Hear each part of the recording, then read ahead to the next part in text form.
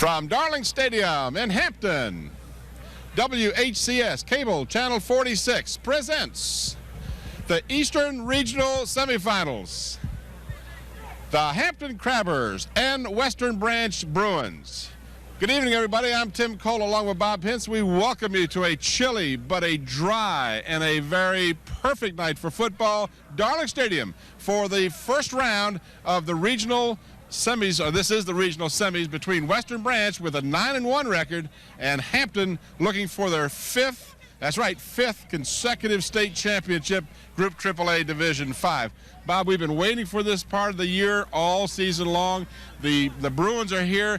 They ran into a buzzsaw last week. They played Deep Creek, who's a Division 6 team, and they got thrashed 33-0. But we talked to Coach Lou Johnson. We'll get to that a little later on. Right. Well, let me tell you the reason they lost to them. You can't turn the ball over 6 times against anybody, especially a team that both of you are undefeated going into that game, as was Deep Creek. You're right, Deep Creek is Division 6, and they're glad they're Division 6 because they don't want to run into the Crabbers anymore. But what happened the second half, the Bruins played them 7-0. I mean, they only allowed 7 points, much better game, but you can't give away 3 turnovers inside your 20, and that's exactly what they did. They had 1 punt that they would have gotten. They had 12 men on the field.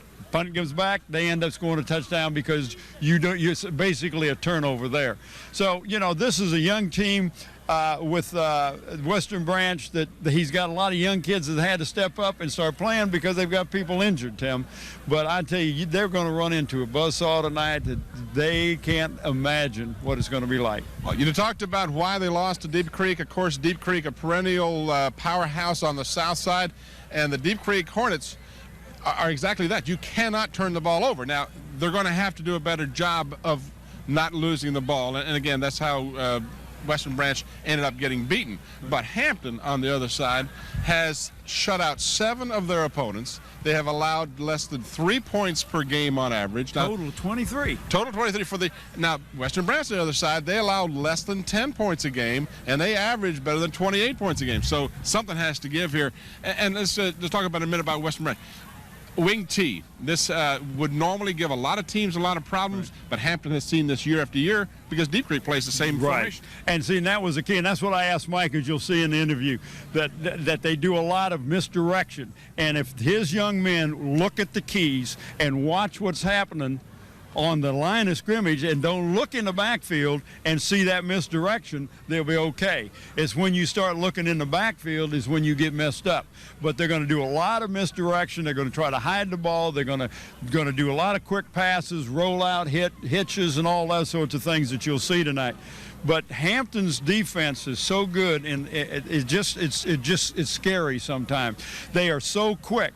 The Western Branch team has got a quick team, but they're little.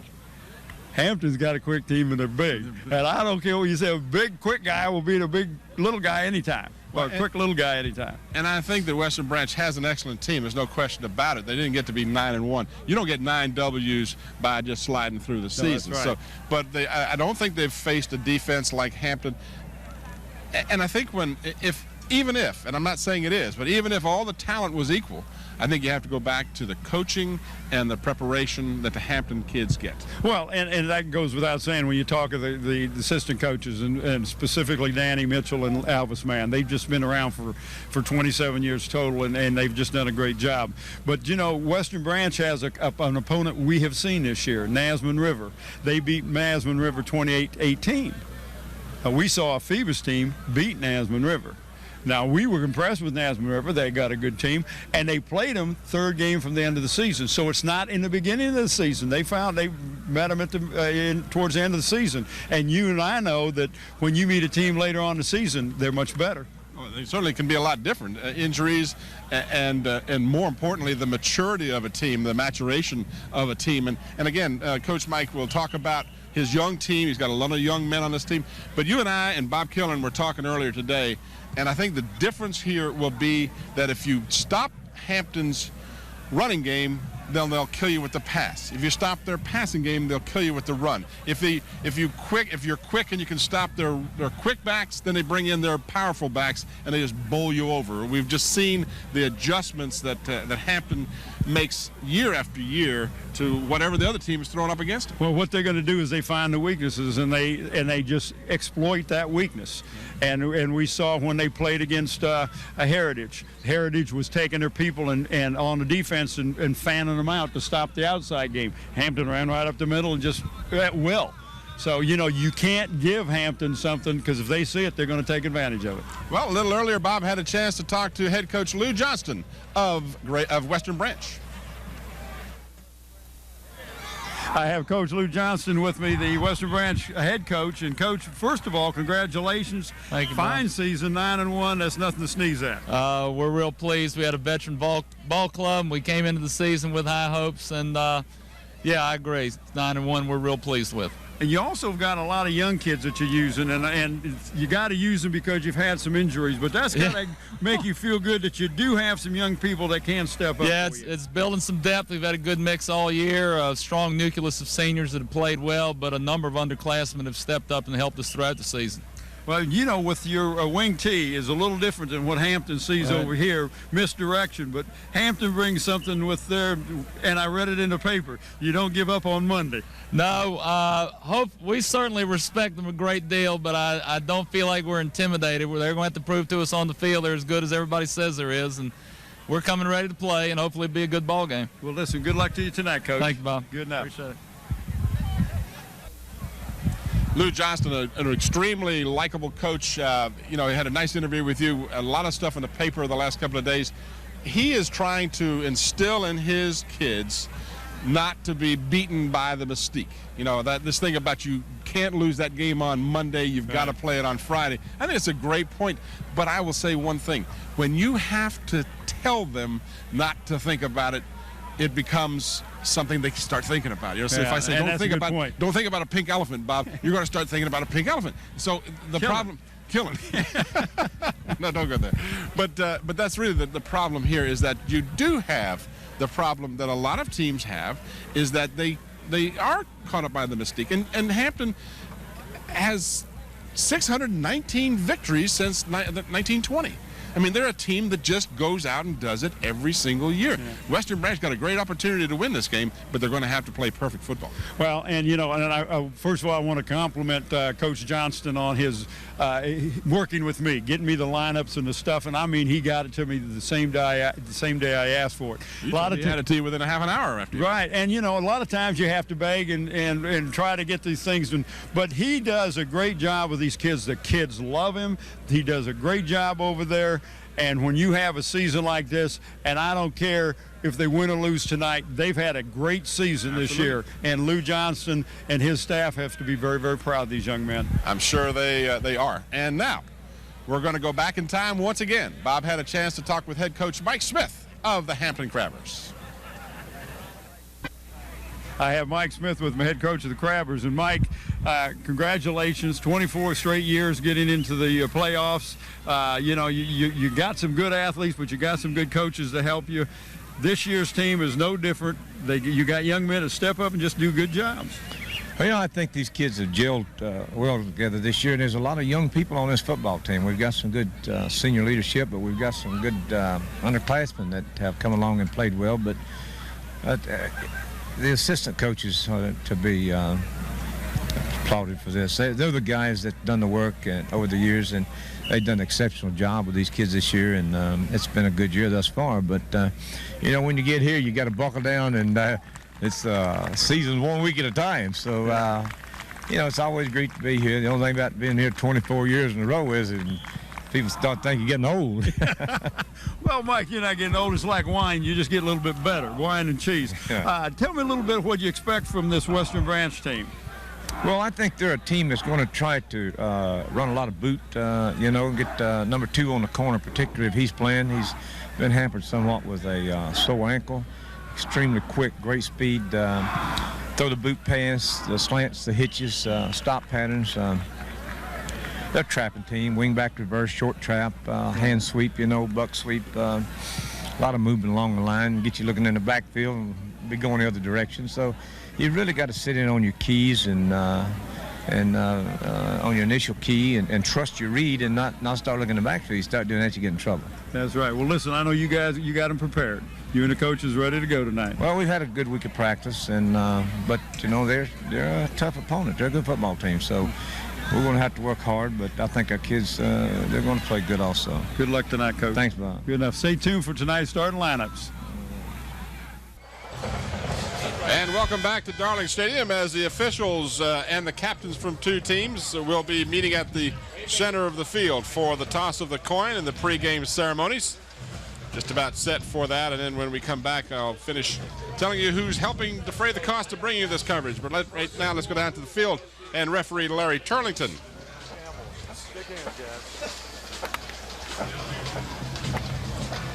Ladies and gentlemen, our officials this evening from the Officials Association.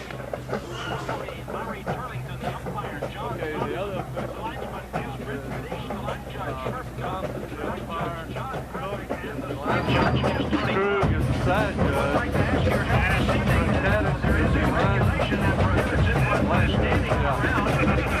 John Patrick is the side judge. All right, guys. This is championship time. It's 11th game. Sportsmanship. I'm telling you. You've had your warning right now. You make a good hit, get up, go to your side of the field. Okay? All right. We've already had the coin toss. Hampton won. They're going to receive down here. Turn around.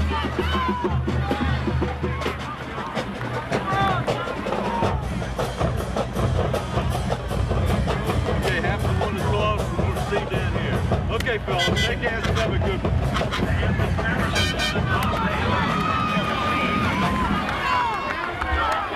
This game is brought to you through the sponsorship of the following. Zoom's Sitco with 5 convenient Hampton locations. When gearing up for your next print job, call Gear Up. By Hampton Chevrolet at 1073 West Mercury Boulevard in Hampton. By your Allstate agents, Robert Mann and James Hudson. And in part by Stallion Heating and Cooling. And in part by Wood Funeral Home, where Richard Pulley is the managing director. The referee and the officials for tonight's contest, as you saw them being introduced to the captains of the teams. Larry Turlington is our referee. There you see John Thompson is the umpire. Brent Kadish is the linesman. Herb Cook is the line judge, and John Patrick is the back judge, and the side judge is Tony Krug. All right, the ball is on the tee as Matt Dusha has the ball teed up. Back to receive for the Hampton Crabbers will be Carlos Campbell, number 7, Derek Fenner, number 2, and Marcus Higgins on the far side of the field, number 5. We are set to go, and this one is underway as the left-footed kicker kicks a short kick, fielded by the Crabbers, still loose. That ball is still up for grabs, finally picked up by the Crabbers, and they'll have it at their 20-yard line. That was Carlos Campbell who finally picked it up, but that was a loose ball. And that would have been a big break for the Western Branch team. We'll give you the offense of the Western Branch Bruins as we got them right there. No, actually that's Crabbers. I'm sorry. We got Higgins at quarterback. We got Forte and Jones in the running back. Campbell is the wideout. Split end is Fenner. Tight end is Callaway. To center, Smith. The guards are Perry and Tidwell. Tackles are Robinson and Mann, and the punter is Alan Johnson. All right, the Crabbers will start from their 20-yard line. They did get a break on that play because it looked like for a moment the Bruins were going to recover that loose ball. Higgins over center. And he'll keep it on the quarterback draw play. Picks up about 3, almost 4, out to the 23.5-yard line, where it'll be second down and about 7 to go for the Crabbers. Carlton Bitgood is going to start quarterback tonight for them. Made the tackle. Watch the defense. All right, the tackles are Mendez and Stevens. Chandler and Beeman are the ends. The outside linebackers are Ward and Perry. The middle linebacker is Hall. Blizzard and Hundley are the corners. The free safety is Grandison, and Bitgood is the strong safety. The punter, Matthew Dusha like in Russia. There you go. All right, second down and about 7 for the Crabbers. We got everybody within 7 yards of the line of scrimmage. And a delay of the game penalty called against the Crabbers. I thought they took an extra amount of time in the huddle that time, and that will cost them 5. And you notice one thing that the Bruins are doing as we listen to Larry Turlington. There you see they're shifting after the Crabbers get up to the line of scrimmage. They're shifting that defense around a little bit. They got a 4-man front, and they'll switch it over to an odd-man front. Hagen's back to pass. Has Carlos Campbell behind the defense. The ball thrown a little too tall for Carlos Campbell. Incomplete, and it brings up a 3rd down for the Crabbers. Check out your neighborhood Zooms. They have 5 convenient Hampton locations. Tom Gear is involved with the Boys and Girls Club of Hampton. They're in the process of raising money to build a new gym. Your donations would be appreciated. If you have any questions, call Tom Gear at 827-8277. Ball marked between the 18 and 19. 3rd down and long for Hampton. Hagens again wants to pass, feels some pressure, steps up, looking, and is going to be taken out of bounds at the 10-yard line. So the first possession for the Crabbers will end up at a negative 9.5, almost 10 yards, and they'll have to bring on the kicking team. Well, you got to say something about the defense for the Bruins, Tim. They're very quick. They got in there and put a lot of pressure, and Marcus didn't have anybody to throw the ball to. Hagens in deep punt formation.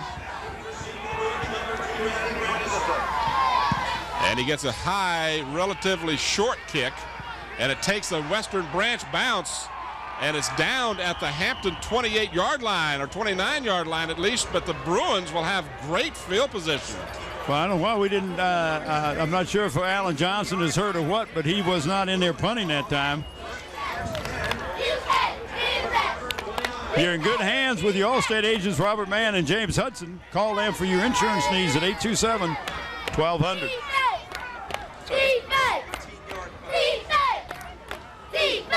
So on the initial handoff, this is Bullock 31. Travis Bullock is stacked up for no gain at the 30-yard line. Here are the Bruins on offense. The quarterback is Bitgood. Bullock is the halfback.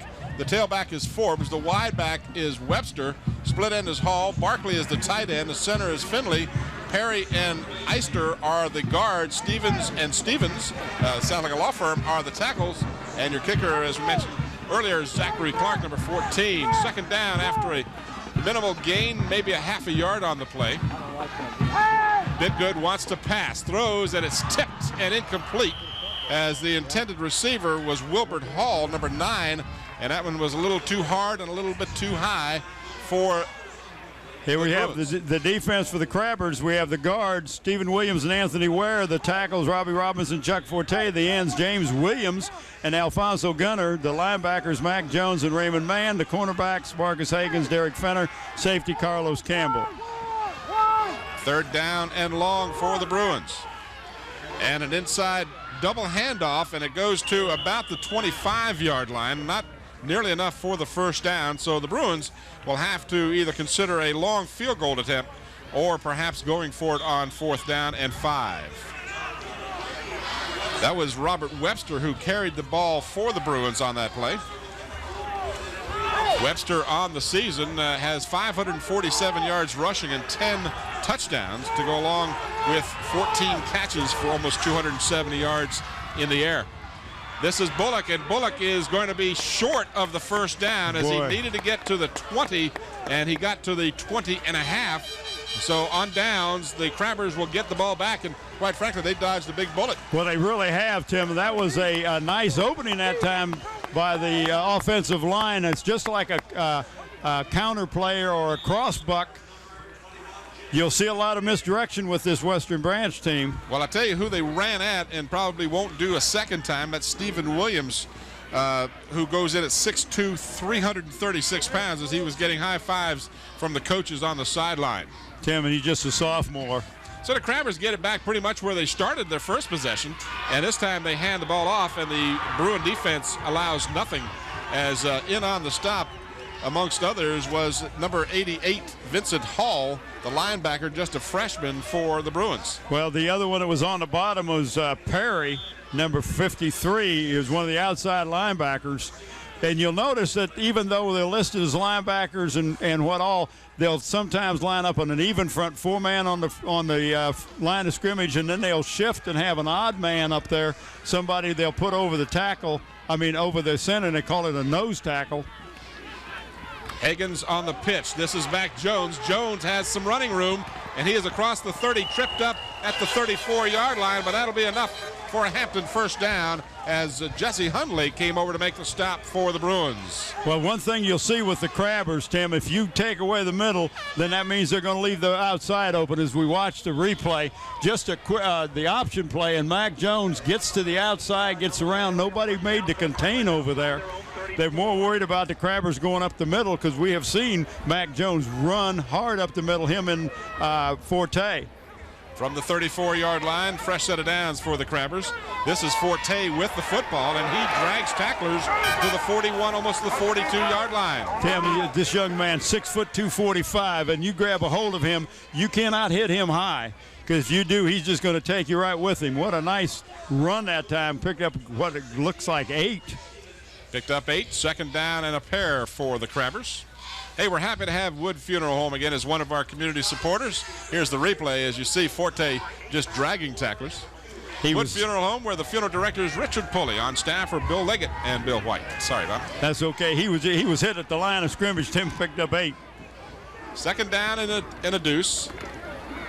And the Crabbers will appear to have another first down, as again, Forte is the ball carrier to the 46-yard line. So the Crabbers tried the middle unsuccessfully on their first possession, tried to pass, had some difficulty. And again, these are the things we talked about. The Crabbers are so good at making the adjustments to offset the adjustments made by the defense. And they really do, Tim, and that pass to Carlos Campbell was just a little high. He was open, and he can really get up in the air. We see him play basketball. He can really sky, just a little high for him. He is set up to the near side. Double wide receivers to the lower side. On the delayed handoff, Mac Jones is across midfield before he's tripped up at the Bruin 49-yard line. That was number 8 that finally got a hand on him. That's outside linebacker Vincent Ward, Tim. He's one of the seniors on this Bruin team. Watch the replay of this thing right up the middle. It's just a draw play. And Jones does a good job of finding the opening and picking up 5 yards. 6:42 on the clock here in the scoreless first quarter. Hampton with their second possession, first time in Western Branch territory. Higgins has the ball batted down. Well, I'm not even sure he even got the ball out of his hand. It looks like we had a stoppage of play. Thought he had thrown the ball and then I realized he still had it. We had an illegal procedure, so that was a penalty before the play actually got underway. So I thought he had it cocked, and I didn't see the ball for a second. Yeah, I didn't either. Tim, he was being red. Moves the ball back. Hey, you heard of Larry Turlington. There was a man coming from the backside, the blind side of Marcus Higgins at that time that could really have caused a turnover, but it didn't happen. And I was like you. I was looking, where did the ball go? He had it, then I thought he lost it, but then I realized they stopped the play. All right, the ball marked just shy of the Hampton 45. It's second down and 15 after the 5-yard penalty. And now, again, we've got motion. This time we'll have to see whether or not, second down and 11. Did the offense pull off the defense? Yeah. Nope. Offense jumped. All right, so consecutive, now it's second down and 15. I was just ahead of myself, that's all. I knew it was going to be second down and 15. Hopefully I won't know that again for any time soon. Well, when are they going to pick up the first down if you're so prophetic? Really? Is that prophetic or pathetic? Pathetic. We use that word this afternoon in our golf game, but that's another story. Oh, yeah, let's don't go there. Jones coming out of the backfield, and it was almost picked off, and that would have been 6.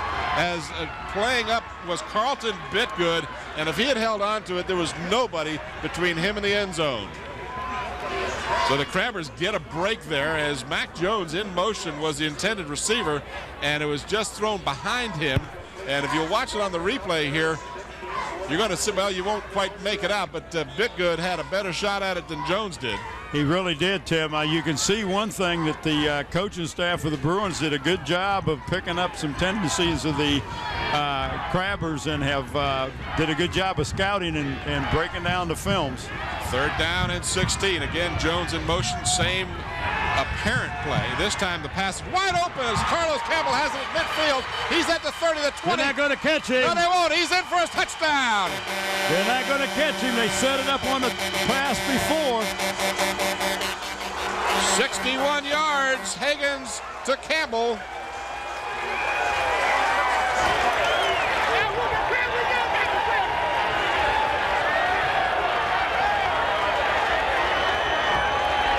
With 5:37 to go in the first quarter, the Crabbers have ignited the offense with a 61-yard pass to a wide-open Carlos Campbell, who outraced the defense to the end zone. He caught that ball in stride, Tim, in stride.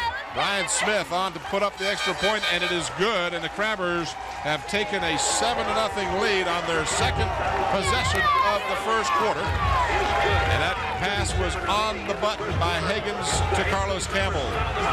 Tim, they set that up the last time he went down the sideline. He faked the sideline and broke it to the center. We'll watch it. He's in motion. And he'll cut over there, and he'll break to the middle. There he is. No, he wasn't in motion. No, Mac Jones was. And Carlos coming off the that slot over there, broke it to the middle, and nobody picked him up. Great read by the quarterback, Higgins. Blizzard and Hundley were in chase, but to no avail. 79 yards. It took 3 minutes and 51 seconds and 7 plays.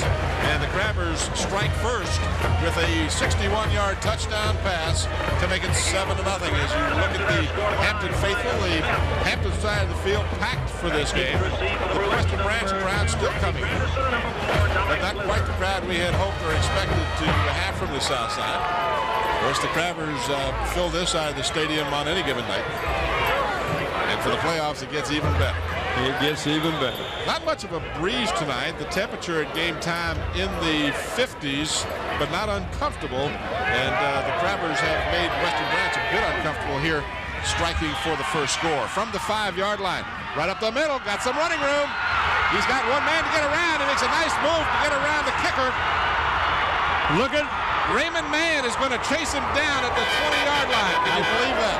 Well, I can believe it because we've seen Raymond Mann run. He's a 4.55 40 man, and there was no way that he was going to run out of it. But what a nice turn for the Western Branch Bruins, Tim, right up the gut. Nice run back. Randy Grandison, watch this as he fielded at the 5-yard line. And you can see right there he had the opening and has got good quickness. Smith made a lunge for him. Here comes Mann. I mean, Mann. Grandison had to look over and say, who is that? Who is this big guy? All right, the Bruins now with a golden opportunity. They've got some illegal motion. We're going to have a 5-yard penalty as they had 2 backs in motion at the same time. Yeah, they frown upon that. Robert Webster, number 3, had gone in motion, and then all of a sudden on the near side, I believe that was Bullock who left his 3-point stance and caused the penalty flag. Now the officials are huddling, so let's not be too hasty with this, but if you joined us late, the Bruins had a golden opportunity. The Crabbers on their first possession had a very short punt, which took a great Western Branch bounce and gave them great field position. Oh, they called offside on the Hampton. Are you kidding me? How did they get 2 men in motion and offside? But all you have to be is in that neutral zone. Must be well, the Hampton faithful not quite understanding that call because it was apparent from up here that the Bruins had 2 backfield players in motion at the same time, but apparently the Crabbers were in the neutral zone before that occurred. So a big break for Western Branch now, 1st down and 5. The pass, and it is completed at the 10-yard line and tripped up at the 5, but it'll be 1st and goal for the Bruins. Nice catch that time by number 9, Wilbert Hall. Wilbert Hall made a nice grab. Split end. God damn it, Coach! He didn't line up over there. Watch the replay. I told him to back off on him. So he is at the 4-yard line before taken down, and now the Bruins with a great opportunity here, trailing 7-0. 1st and goal at the 3. This is Bullock, and he will not get anywhere as Travis Bullock is caught from behind. Mac Jones was one of them in there along with big number 71, Anthony Ware. Bullock, 5'6", 155-pound senior, lost a yard out to close to the 5-yard line. Hampton Chevrolet is a locally owned business, and they strongly believe in supporting the community and the school system. Hampton Chevrolet at 1073 West Mercury Boulevard. 3rd and goal. Pass into the end zone, batted away, incomplete, almost picked off by the Crabbers. I tell you, the quarterback was running for his life. I didn't see that number of the Crabber that was chasing him.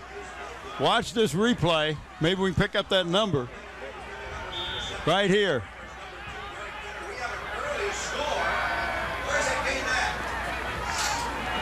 So this is 3rd down now, 3rd down and goal at the 4.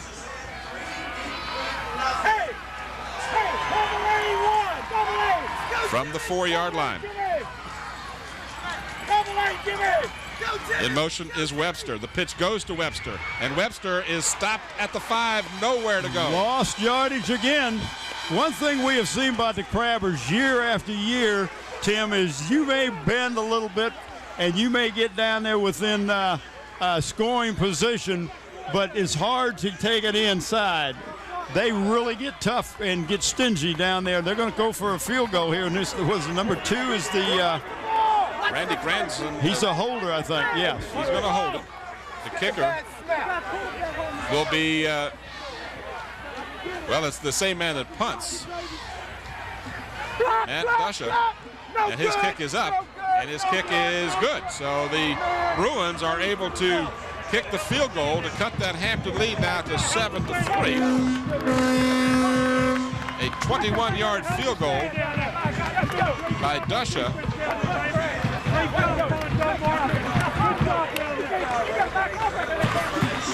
All spotted right at the 11-yard line, and it just got over there. It had the range right through the uprights.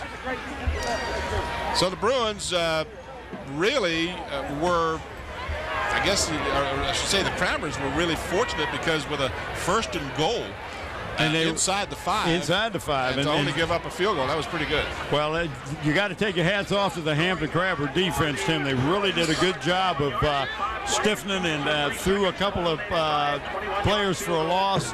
Almost intercepted the pass in the end zone. That was a 21-yard drive, 5 plays, took 2 minutes and 3 seconds. Thank you, sir. All right, so the Crabbers will get it back with 3:34 to go in the first period. Hampton 7 and Western Branch 3. Hampton had trouble with the kickoff the last time. They pick it up cleanly this time. This is Higgins, and Higgins will get very little out to about the 21, almost the 22. Bit good again. Number 33 playing quarterback on special teams and defense, just does it all. The 9-yard return after the 48-yard kickoff. So the Crabbers will start, looks to be just short of their 22-yard line.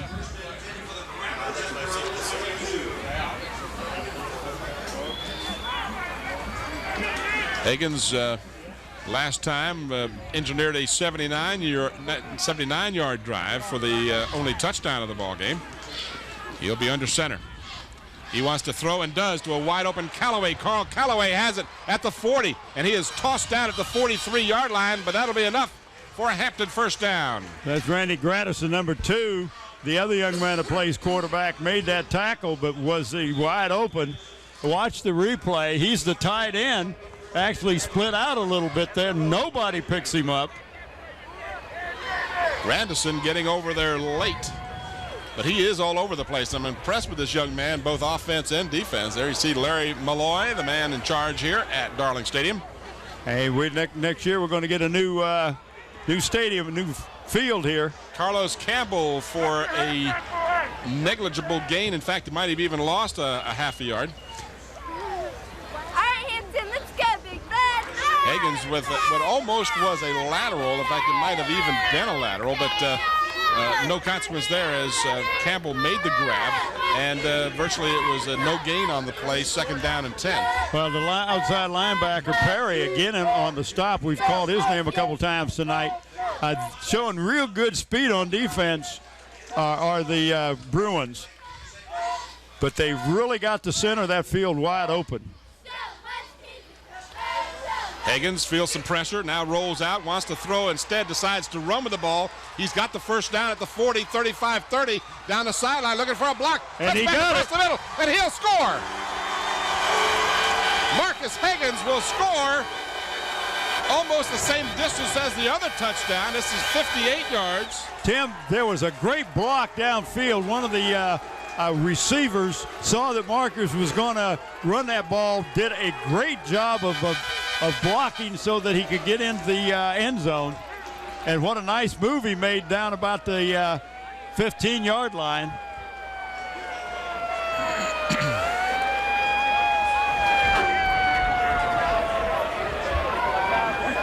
Smith will be on to try the extra point. The kick is long enough, and the kick is no good. Pushed it a little bit to the right. So a rare miss by Brian Smith. Here's the touchdown. Now Higgins wants to pass the ball, then decides he's being chased by number 53 of Western. Right here, look at the top of your screen. Look at that block, Tim. Very good by Carlos Campbell. 78 yards, just 3 plays, and 1:32 for Higgins. 58 yards on the touchdown run. And Higgins is no stranger to the end zone on the season. I have my statistics on Mr. Higgins here. Let's see. Here he is. He's thrown for 18 touchdowns, and now he has run for 10. So he's been responsible for 28 touchdowns on the season. He's 65 of 141 passing for almost 1,500 yards and only 3 picks. So he just doesn't lose games by making mistakes. That's the way he's played this year, and quite frankly, that's the way he's played through his career. We got Gradison number 2 and Blizzard number 4 deep for the Bruins, Tim. They do a good job of special teams. Let's see what they do this time. Well, I'll be surprised if they have the same success this time, but the Hampton defense, or special team rather, I'm sure, will try and do just what they've done there, and that is to prevent a return of any magnitude, and that one's out to the 20, where the Bruins will have much worse field position to start this possession than they did the first time. Or the second time. Or the second. Both of their starting points were pretty gracious, one on the 28 and the other on the 19. 17-yard return that time by the Bruins. So down by 10, the Bruins will have it from their 20-yard line. Now they do have 2 quarterbacks. Bitgood is the best of the 2, or the better of the 2, I should say correctly, passer of their 2 quarterbacks, and he is at quarterback again. This is a handoff left side, and a body slam is done on Alexander And that King. big old number 70. Alexander King, who look at that guy. Oh, I love him. Mr. Man is just too wild. But no, that was number 7. That's Stephen Williams. Stephen Williams. I was thinking 77. Yeah, that Williams, number 70, just a sophomore, 300 pounds of him. Watch him. He said, "You come on my side?" I don't think so. Right there, fights off the block, Tim. Fights off the block and gets the tackle. Good job, Stephen. Ball carrier King is just a freshman. They've just been brought up by the JVs, from the JVs, because of injuries. The Bruins making no excuses, nor would they have to, but they are missing a very important part of their offense with Clarence Harrell, who the sophomore running back had 481 yards and 9 touchdowns, but he is out of the postseason action with a severely sprained ankle. Well, Tim, number 21, Jimmy Williams, is playing inside now. He's playing one of the defensive ends for the Crabbers. And I meant to mention his name a little earlier, because on that fine defensive stand on the 1st and goal, he was instrumental in a couple of those stops. But Tim, he is not a starter. Perry was injured and had a kidney removed, and he is now playing the end and put Mac Jones in the linebacker. Good job for Jimmy Williams.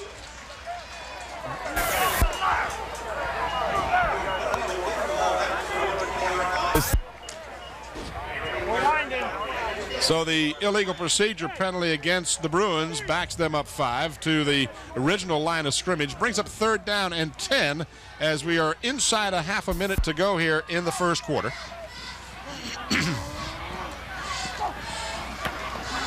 Bitgood wants to pass, has plenty of time, completes the pass. It is at the 25-yard line, well short of the first down, and that will undoubtedly necessitate the kicking team to come on for the Bruins with time running out here in the first quarter. Well, he caught the ball right in front of Anthony Mann. I'm sorry, Raymond Mann. I'm talking about his daddy now. Raymond Mann, and he caught the ball, and there was nowhere for him to go after that. Are you okay? I thought I lost you there for a minute. Watch the replay. I didn't go anywhere. A nice catch right here. He catches the ball right there. Anthony Mann says, "You're not going any further." All right, so that is the end of the first 12 minutes of action, and our score after 1 from Darling Stadium in the Eastern Regionals, or I should just say the regional quarterfinals, semifinals, quarterfinals, finals, against the Western Branch Bruins, Hampton Crabbers 13, the Bruins 3. HCS Reports has a new look. Join anchor Beth Sadler Monday through Friday at noon and again at 5 p.m. for all the news and information about the Hampton City Schools. Bob, you're talking about all the information. I was going to the website for the Virginia High School. The website. And just looking at some statistics over the years, Hampton has the most state championships of any of the schools with 16. Of course, they've had the last 4 consecutive now for Division 5. Then I mentioned in our pregame show, probably kind of blew your mind, I hope, 619 wins. Yes, you did. They have more wins than any other high school. I wondered where you pulled that out of. I pulled it out of my hat. Pulled it out of the web. There you go. All right, it is 4th and long. And Dusha is on to kick, standing back at his 15. The left-footed kicker kicks a good punt, taken at the 44 by Higgins. Higgins looking for some blocking, dancing around, finally finds some, down a sideline, gets a block to the 40, 35, 30, 25 before he's taken out of bounds, and it'll be first down for the Crabbers. And again, that's number 33, Bitgood on the stop. Get the ball, dry it off. 32-yard return. What a job that time of, looked like he was going to be tackled 2 or 3 different times, Tim. Oh, Scotty, you're right. What a great job, as you can see on the replay. Oh, it looked like he was dead where he fielded the ball. But that's the thing about Higgins, he is so elusive. All right, the Crabbers with excellent field position from the Bruin 24-yard line. Out of the I formation, Higgins wants to pass. Again, wide open, underthrown as Gunter coming out of the wideout position was wide open. And I tell you what, Western Branch has left some huge holes in the middle of the field, and they better be careful. Well, and Tim, the Crabbers are going to exploit that, but Higgins was running backwards. He was getting some pressure, threw that off his back foot, just couldn't get enough on it. But you're right, was Gunter open or what? Wide open. I mean, he was saying, listen, fellas, I know I took a bath tonight.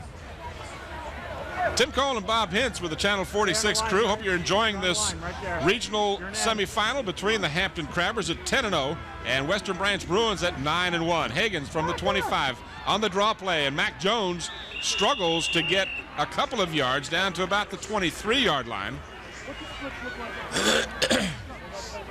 And we're also happy to have with us the viewers in Chesapeake on Channel 48. We're happy to have you aboard here on our coverage of high school football.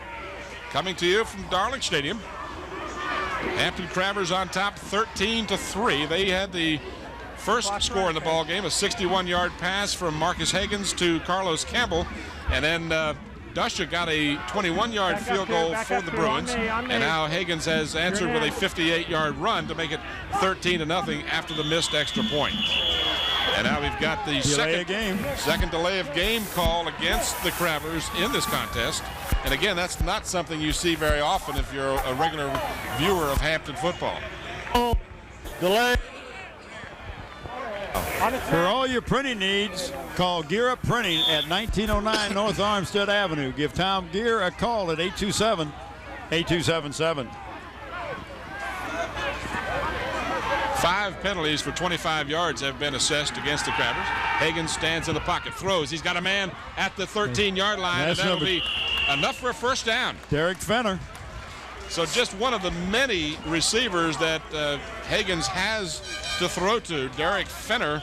And on the season now, Fenner with 11 grabs coming into the contest, 258 yards. You got a couple of touchdowns to go along with those.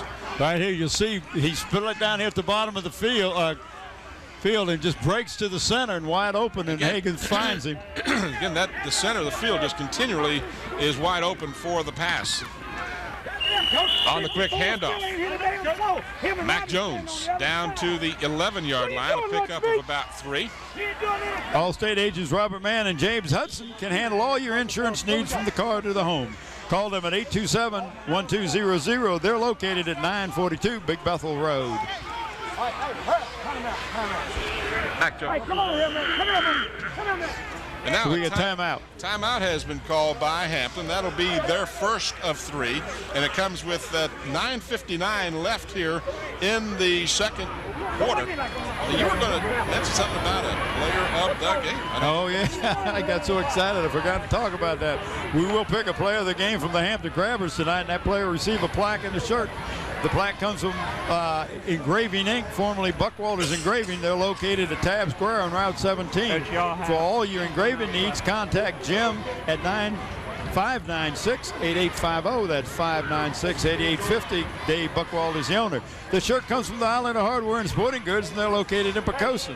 They can meet all your sports needs with a full line of athletic goods, both team and individual, equipment and uniforms, plus screen printing. Call Dave Chubb at 868-8467. John Roberts is the owner. I want to thank Norm Wood, one of the fine sports writers at the Daily Press, for providing us with the statistics for tonight's contest. He not only had them in the newspaper, but I called him at the office, and he was kind enough to bring me additional statistics for us to share. Oh, man, do you owe him big time? I do, and I will. All right, we've got a 2nd down and 8 after the 2-yard gain by Mac Jones, and we've got motion all over the place again. And we'll wait and let the officials unravel this one. I couldn't start to tell you who did what. Well, we had people moving to both sides of the ball, so just who did it first. And it probably going to be a goal against the Crabbers. Illegal procedure. Run the same play. No, just run the play. No, I can't believe it. That's the 6th infraction of the first half for 30 yards against the Crabbers. Hampton Chevrolet urges you to support the community by giving to the Peninsula United Way campaign.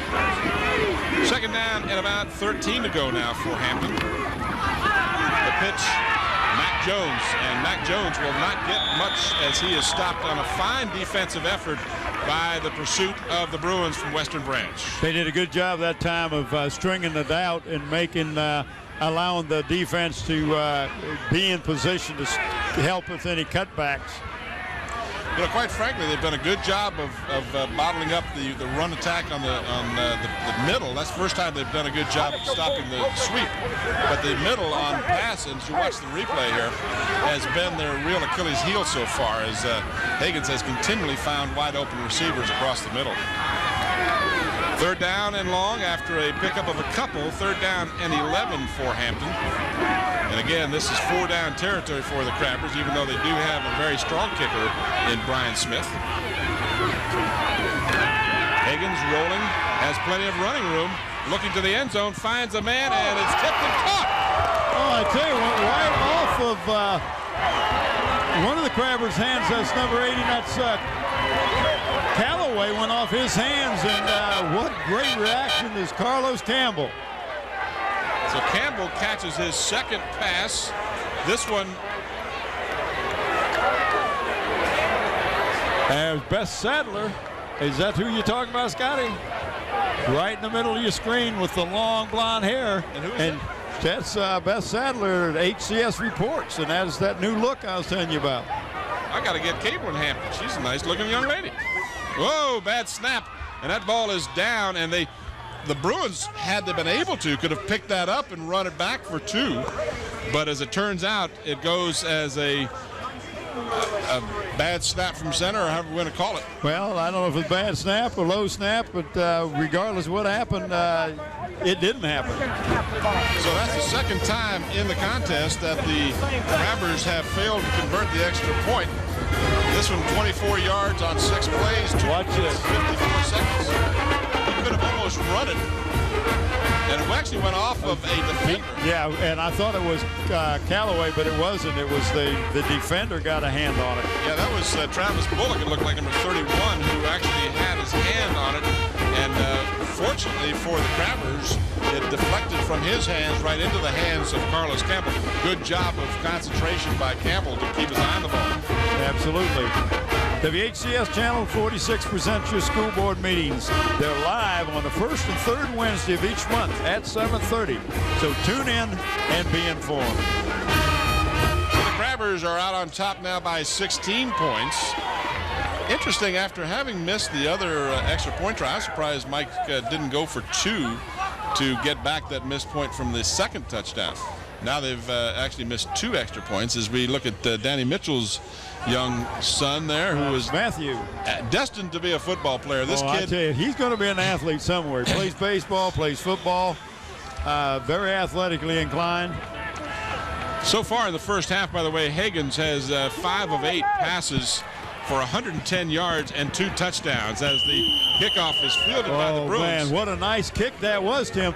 You see a lot of times a fair catch sign and nobody could get their hands on it, and it was run out of bounds by the guy that did get it at what it looks like about the 16. That's where they're going to apparently mark the ball. Watch this kick from Smith. Kind of a tweener. It's not deep and it's not short. And then finally, smart call to grab that ball. And that's Randy Grandison, who has shown great field savvy on several occasions already here in the first half. He's quite an athlete and got a good head on his shoulders on the field as well. So from the 16, this is Webster. Robert Webster tries the sweep to the left with little success. Not much there, maybe a yard on the play. Well, actually, he won't get back but to the line of scrimmage. So the spot gives them a 2nd and 10. Well, actually, if you look at the marker over the Tim, it looks like he lost about a half a yard. Yep. So we'll actually give him a yard loss on the play, make it 2nd down and 11. As the Hampton defense now digging in. This time the ball is given to Bitgood. I checked that Travis Bullock. 31, yeah. Travis Bullock got the call, and he is out to about the 21-yard line. So it brings up a 3rd down and about 4 to go for the Bruins. Number 31, Corey Mills gets goes in at one of the linebacker spots. So big 3rd down for the Bruins now with 7:45 remaining in the first half. That tight wing T formation. Tim, that was a direct snap back there, almost like a single wing. Yeah, and it That's exactly what it was. There was no quarterback underneath the center. Exactly, and that's what you can do out of that wing T is you can go to the single wing, and you're absolutely right. It was a very unique looking setup by the offense there, and guess what? Travis Bullock got nothing. Hampton says, whoever gets the ball, we're going to tackle. I don't care how you get it to him. So now Dusha will be back inside of his 10-yard line. The left-footed kicker kicked it to Higgins the last time, and Higgins did a good job of returning. Let's see what kind of success. This is a low liner, and Higgins will field it at the 48-yard line. And Higgins will only get to the 45 on a good special teams effort by the Bruins to prevent a run back. That was Dominique Blizzard, among others, in on the stop. He got down there quick. He was down there quick last time, but Marcus just kind of gave him a little juke step and went around him. And I'll tell you something, I love to see what I just saw there. Mr. Blizzard, Dominic Blizzard, he's 5'3", 150 pounds. And no one ever got around to telling him that he's too small to play football because he knew he was big enough to play, and he does. So I'd love to see those little guys out there. And he's a junior, Tim, so he's been on this team for a few years. All right, the Crabbers with the ball at the Bruin 45-yard line, leading 19-3.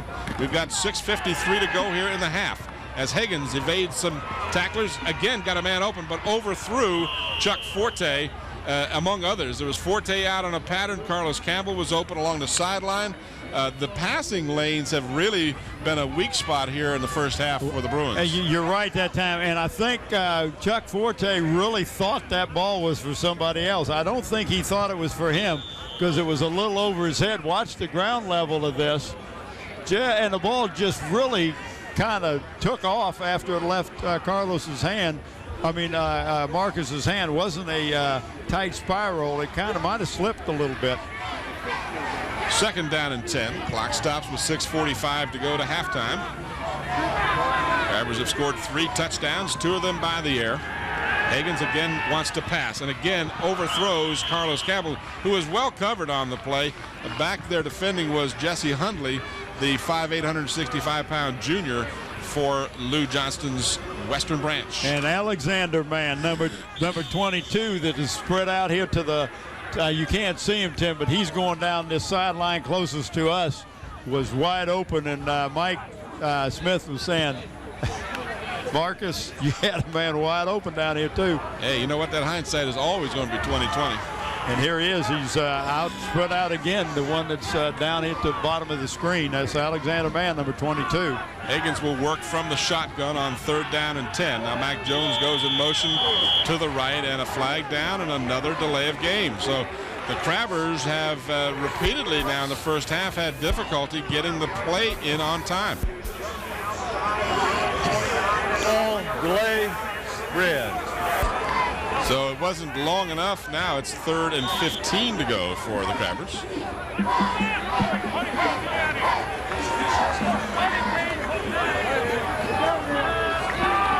Motion by Mac Jones.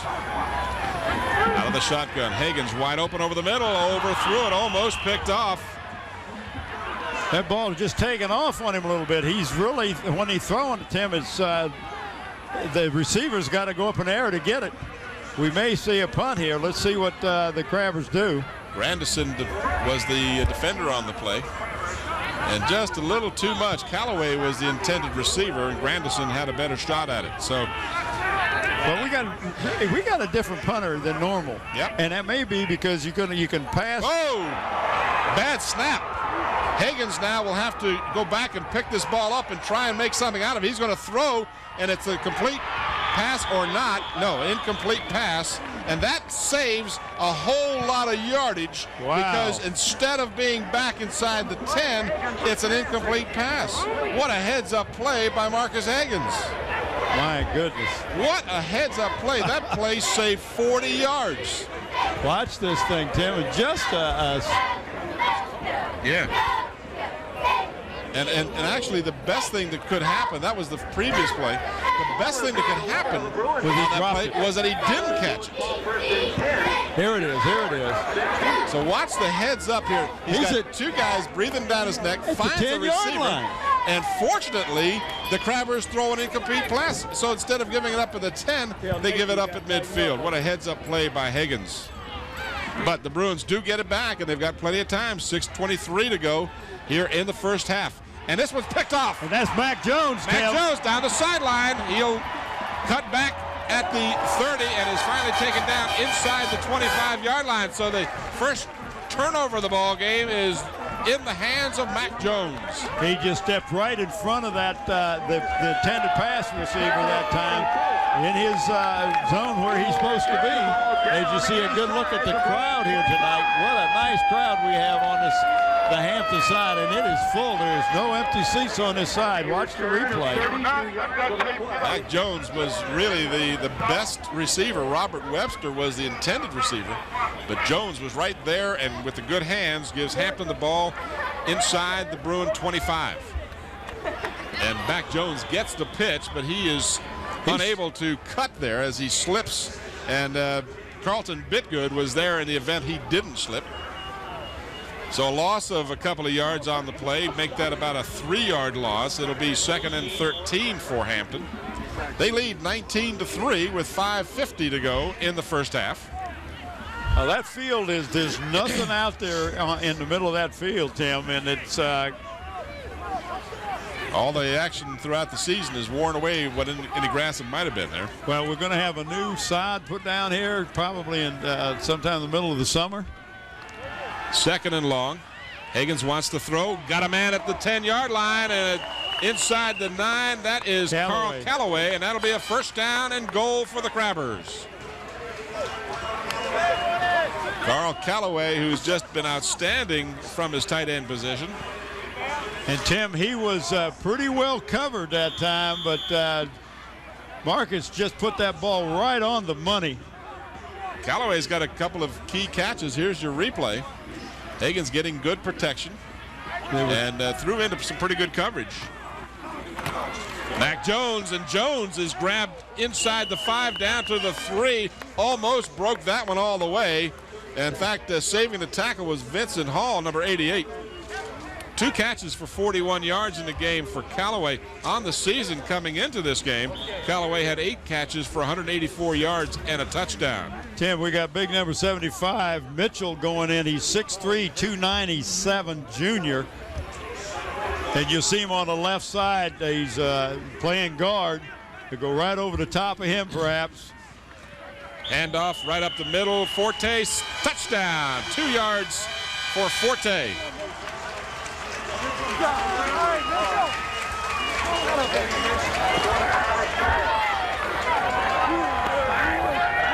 So the Crabbers add to their lead now, and they're up 25-3. And still foregoing an opportunity to go for the 2 points.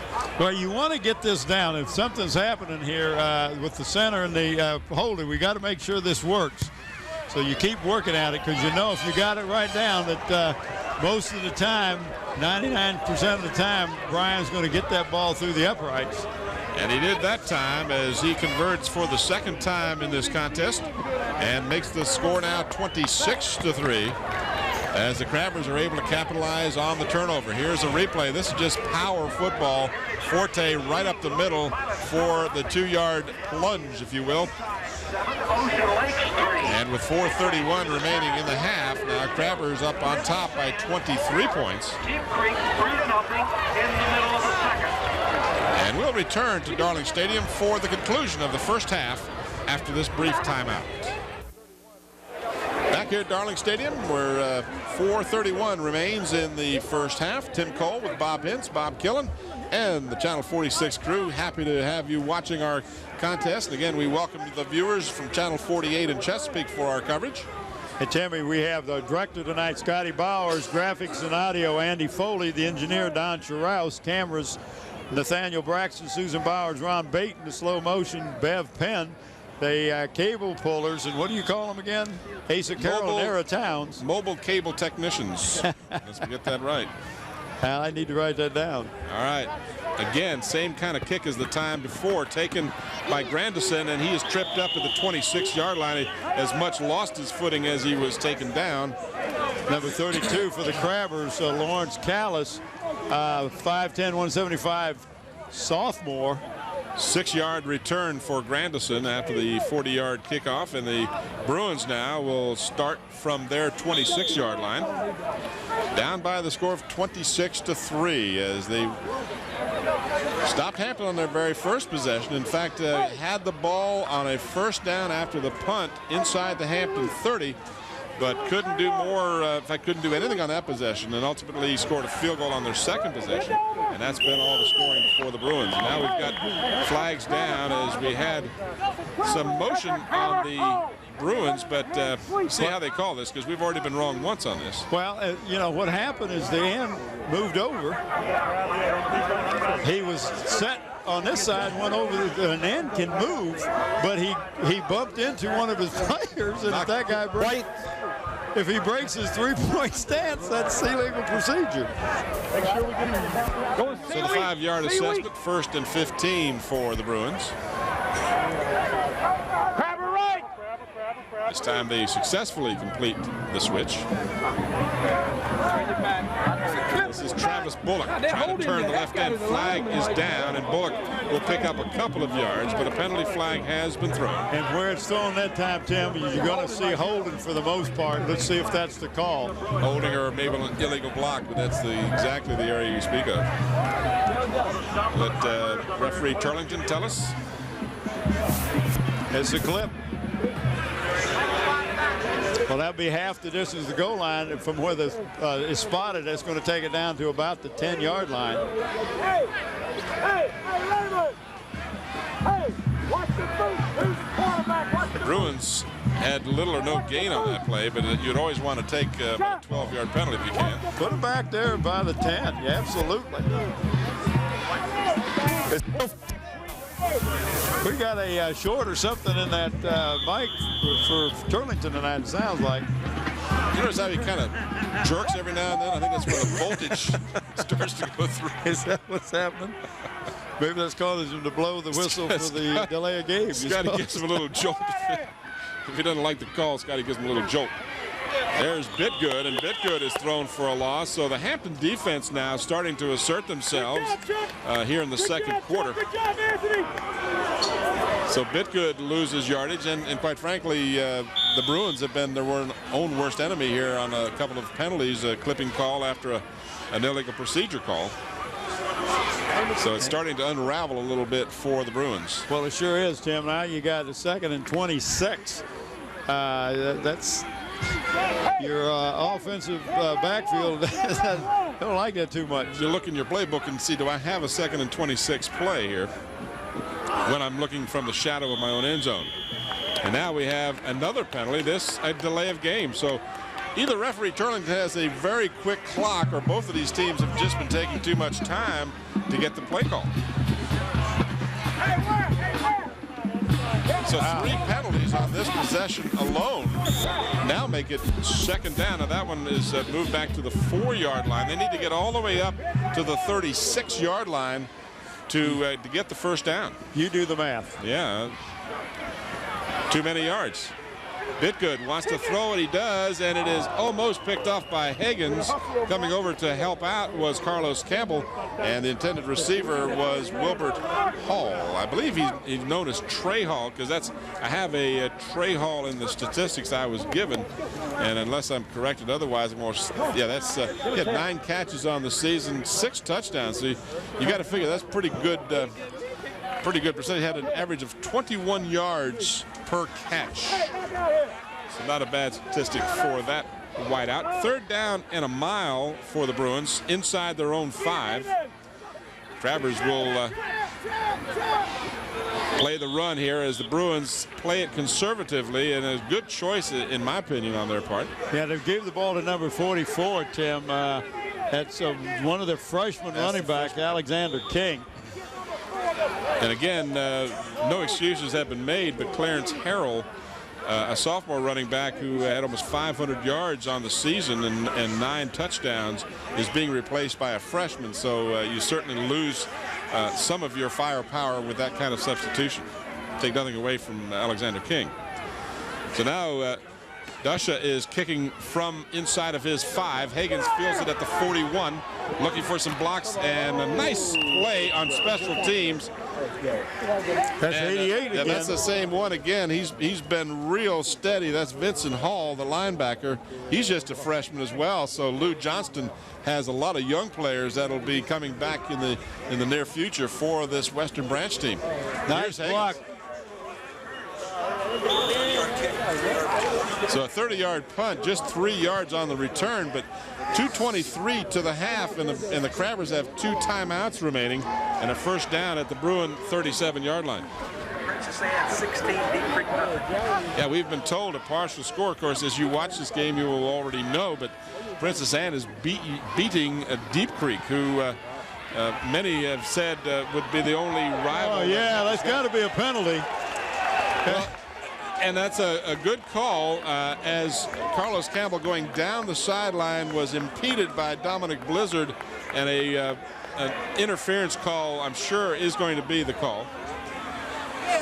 But it's not a point of the foul infraction. It's 15 yards from the line of scrimmage, but that's big chunks of yardage. Yeah, well, I'll take the ball down inside the 25. Watch the replay, Tim. And Carlos was just running, as we'll see right here. And the young man just got in his way. But you know, he has as much right to that territory as the receiver does. He just can't stop him from getting to it. Well, and if he slows down, that's stopping him. Exactly. So the Crabbers receive a big chunk of yardage. First down. Hagens out of the shotgun. Looks like he wants to set up a screen to the near side. He does. Mac Jones. Jones with blocking. Flag downfield. That will undoubtedly negate some of this. It would have been first and goal at the 6. But pretty sure we're going to see some of that yardage taken back. Might be holding or an illegal block against. Downfield, the blocking was trying to spring Mac Jones. Watch the replay. You can just see this was a screen as Hagens backed up 15, 20 yards. And right there is where the flag was thrown. And again, I don't know exactly the infraction, but we'll hear from Larry Turlington. Still first down. So the penalty is assessed. It still will be first down. But it'll be, what, about 14 now.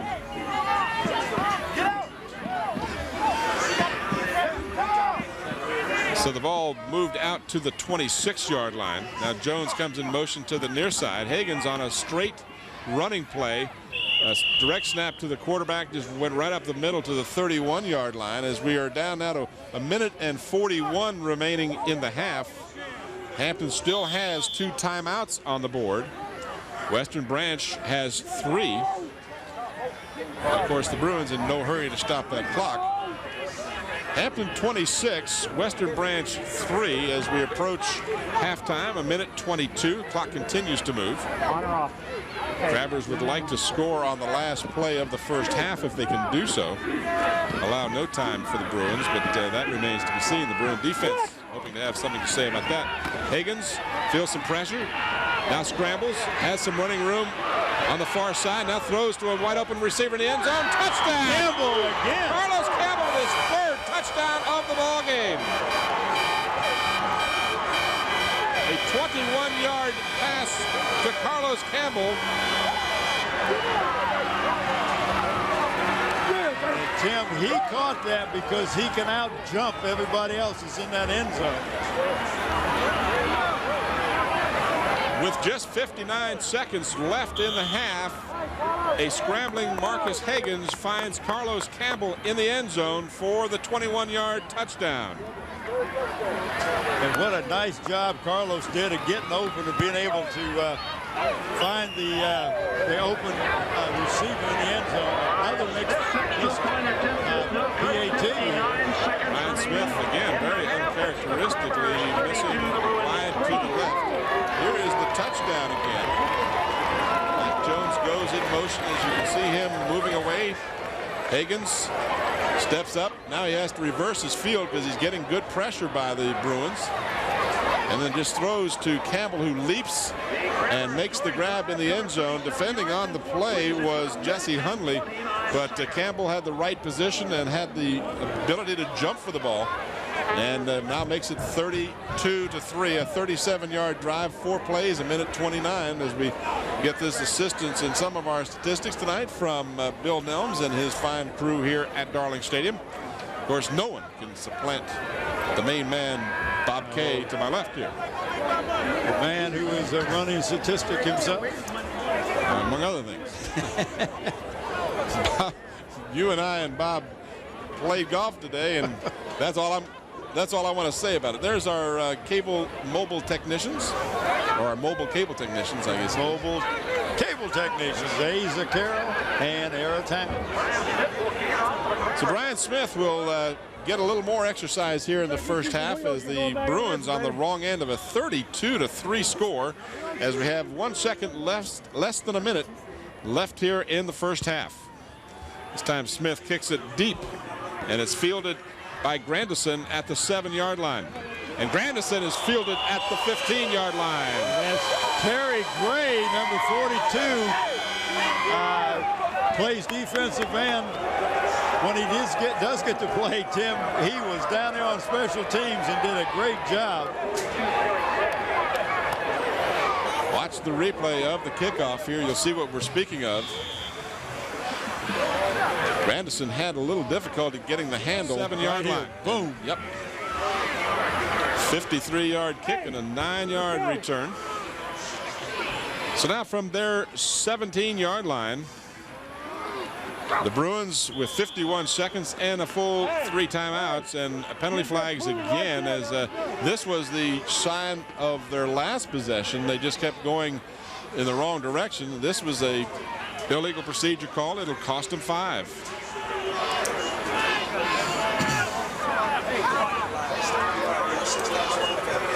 So both teams have picked up a number of penalties. This was their 6th for 45 yards. This is a trick play. The ball pitched to Travis Bullock, and he is out to about the 18-yard line. I'd like to see that on replay. I really looked away for a second. The center was all alone with the ball, and it looked like he just picked it up and threw it. Which he can do. Which he can do, over to receiver. We have it on replay, Scotty, and here's Mike Smith kind of getting a chuckle out of that. He probably wanted to, he's checking with the official. Watch the replay here. The center is the closest man to you. He just pitched it over to Travis Bullock, and Bullock is upended after a gain to the 18. Tim, that particular play that time, when the center pitched the ball, he's also an eligible receiver because he is on the end of the line, even though he's a center. One of the trick plays that you can see from the various formations you'll have with the single wing or the wing T, as they've already shown the single wing. Well, the Bruins are the ones that called the timeout, Tim. Yeah, they stopped the clock because they would like to have another shot here. They thought maybe with that trick play they might catch the Hampton defense kind of napping, but that was not the case. So Bullock picked up the yardage, but again, it's 2nd and long, 2nd down and about 8. Webster comes in motion to the near side. And the quarterback is nothing happening in the backfield. Bitgood is upended for a loss back to the 15. Big O number 71, Stephen Williams. I'm telling you, when he tackled I'm sorry. 71 is Anthony Ware. I misspoke there. Number 70 is Williams. Anthony Ware, number 71, doing a great job tonight also. So again, a timeout called by the Bruins. That is their 2nd of 3.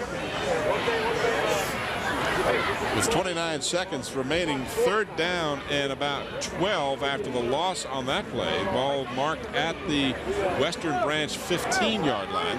Got all of our mentions in here. I don't think I mentioned that after the game you want to make a trip to Zooms, and that Zooms, by the way, up by my house, come along nicely by basketball season. I'll be stopping there for my potato wedges and fried chicken. Oh, love that stuff. And my Citgo gasoline and all the good things you get at Citgo, Zoom Citgo. 5 convenient Hampton locations and 1 in Newport News coming to my neighborhood. All right, 3rd down and long. A little less than half a minute to go. Travers show some blitz now. Man backs out. And almost breaking a long play. And that was a very close play for the Bruins, as getting the ball was Quentin Forbes for the first time. He is another one of those freshmen that was brought up from the JV. Just a real quick trap right up the center. He had one man to beat. And that was Derek Fenner who made that stop. Now this is going to be close enough for a measurement, as he almost got the first down. If I can get Bob to let me know how many first downs that the Bruins have had here in the first half.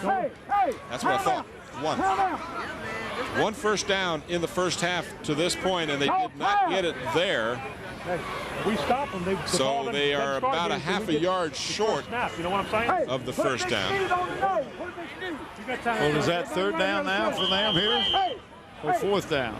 I thought it was going to be 4th down, and it is. 4th down and less than a yard to go. And now the Crabbers burn a timeout in an effort to keep some time on that clock, as the Western Branch undoubtedly would have just at this point, with 4th and less than a yard, not wanting to kick the ball and not wanting to go for it and for fear of not making the first down. They'd been just happy as it could be to let the 22 seconds expire.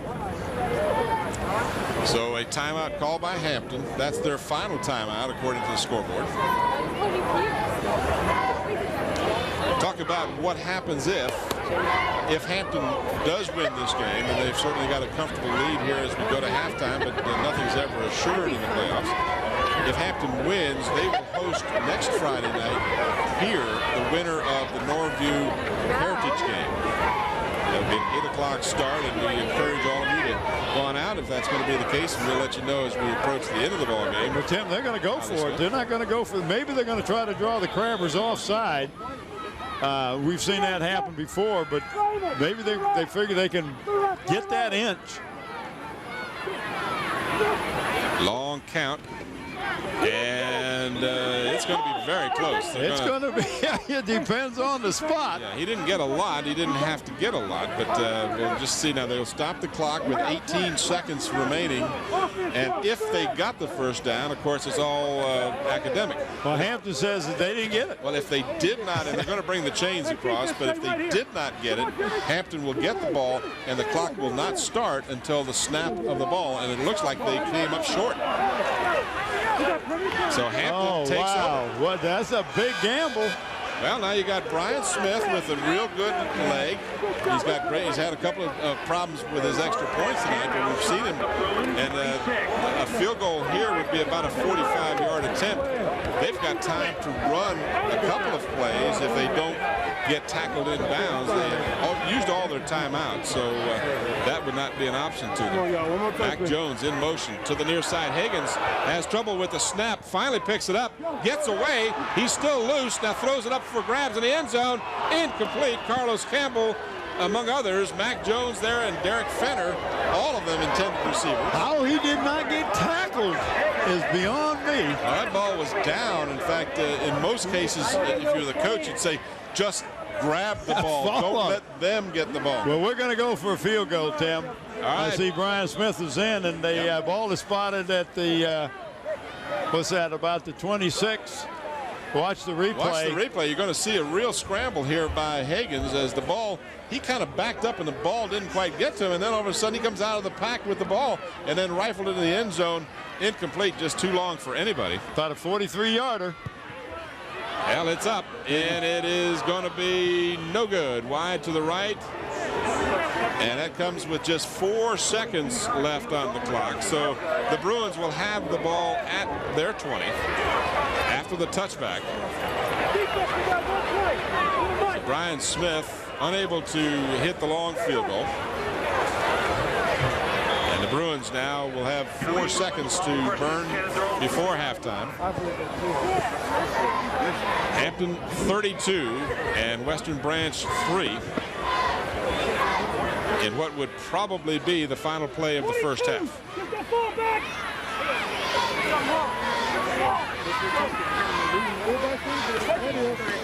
Now the Bruins try a deception play. Travis Bullock gets the ball and gets back to the line of scrimmage, and that's all as time runs out here in the first half.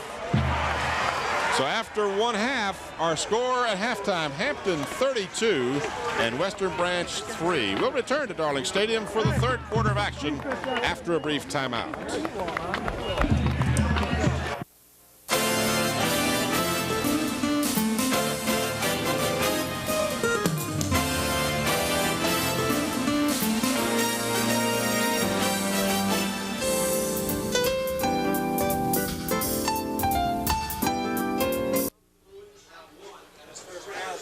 Here at Darling Stadium, halftime festivities are concluding. Here's some first half statistics for you. For the Bruins of Western Branch, they had 16 carries for a total of 34 yards. Travis Bullock was the leading rusher, 7 carries for 15. In the passing department, Bitgood had 2 of 6 with 1 interception, total of 18 yards. Wilbert Hall had those 2 grabs for the 18 yards, and just 1 first down registered by the Bruins in the first half. 33 yards total offense. They were penalized 6 times for 45 yards. For the Hampton Crabbers, they rushed the ball 12 times for 83 yards and 2 touchdowns. Marcus Higgins was the leading rusher, 4 for 58. In the passing department, Higgins had 8 of 16. He was not picked off. 160 yards for 3 touchdowns, and all 3 of those touchdowns caught by Carlos Campbell. He was also the leading receiver with 4 catches for 96 yards, and as I mentioned, those 3 touchdowns. But why does that not surprise me? Yeah. There you go. 10 first downs for the Crabbers, 7 penalties for 35 yards, and they fumbled the ball twice, lost it. Let's go down to the sideline with Ron Baton. You're watching the Hampton Crabbers on WHCS TV 46 on a perfect night for football. I wish we could have heard that. Yeah. Well, maybe Get a replay on that? can we have a replay, an audio check? Is there an audio check? Check. Anyway, the halftime score, 32-3 in favor of Hampton. Hampton with 243 yards total offense in the first half, 10 first downs. They also more penalties than normal, 7 penalties for 35 yards, and 3 of those penalties were for delay of game. So, of course, on each play, Higgins comes over to the sideline and gets the play from the coaching staff, Mike Smith in particular. And just on a couple of occasions, just took too long. Yeah. Tim, and you look at this Western Branch team, they've only allowed on the average of about 142 yards a game, and already the Crabbers are well over 200 in the first half alone. Actually 273, approaching 300, but you're absolutely right. And the number 2 offense from the district by the Bruins just able to put on 33 yards in the first half. But you know, you have to go back to the psychology of the game. You have to think, after being victorious 9 straight games, being so soundly defeated and turning the ball over as often as they did against Deep Creek, that had to have an impact on their psyche. I agree with you, Tim. I really do. I think that has probably affected them more than anything else. Kick is fielded at the 18-yard line and brought out to about the 23-yard line by the Bruins, and it'll be first down for Western Branch as they will have the ball to start the second half. Number 24, Trevor Booth, in on to stop that time. One of the outside linebackers, or the outside people that normally do blocking, caught the ball right here. Big, and watch this hit. Boom. Oh, what a stick. So the Bruins will start from their 23-yard line.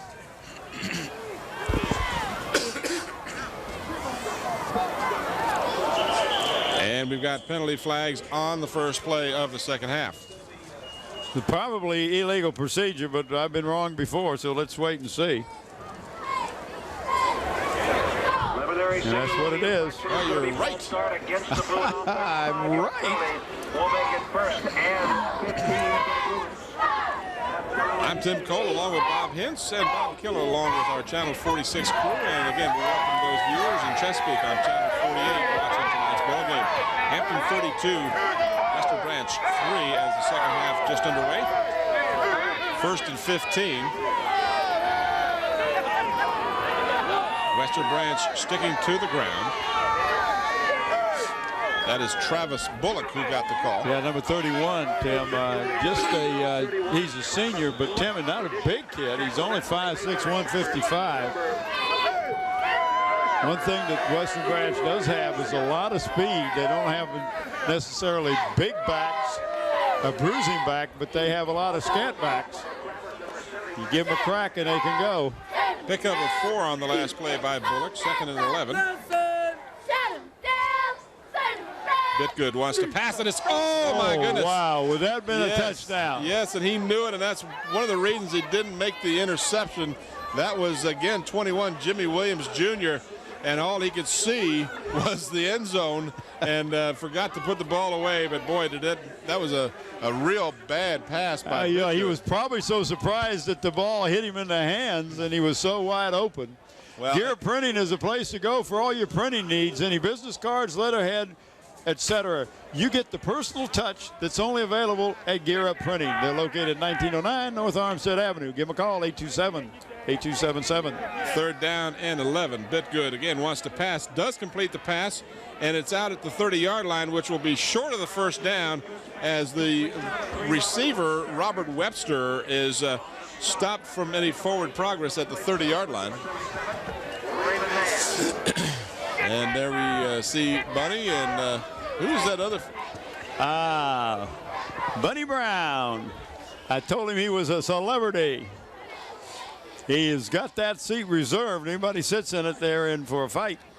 Not, as you watch the replay, not to mention he gets here at 4 o'clock in the afternoon, so not going to have too much difficulty in a battle for that spot, but it is a good seat, easy exit, close to the concession stand, all the things I like. All right, the ball marked at the 30-yard line, 4th down and 3 for Western Branch. We want to correct our pronunciation for the punter. I believe someone from his family, I don't want to guess who it was, but they came up and made us aware of the fact that his last name is pronounced Duche, as in touche. So Matt Duche is actually, it was brought to the attention of the PA announcer, and I just happened to overhear. Well, they got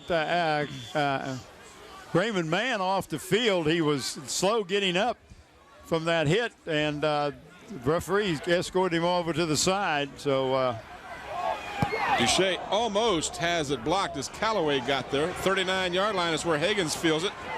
And Higgins, who's already returned, or at least run for a touchdown, is down the sideline looking for a block. He cuts back across the middle, is tripped up inside the 15-yard line. Wow, is he exciting or what? Tim, it looks like he is going to be stopped 2 or 3 different times and just... Yeah, it looks like he might have been tripped up by his own player. Callaway almost blocked Duche's punt. That's a danger. Now, right here, you think, okay, he's tackled, right? Yeah, no. Oh, no. You better grab me because I can outrun you. Now, watch this. And he cut back. And right here, he was semi-tripped up by his own player. Looked like Fenner might have gotten in his way. A 31-yard return after the 50-yard return. Which is it, bud? I got you. 31-yard punt and a 50-yard return. Oh, you guys get a squared over. Sound like when you're trying to keep score today. Well, yeah, I had a different way of keeping score today, too. What they call that, creative? Creative scoring. That's right. Gain of about 7 on the play.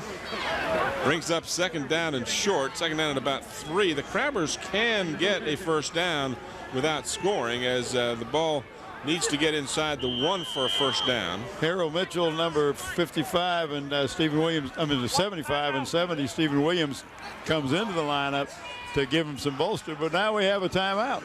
Timeout has been called by Western Branch.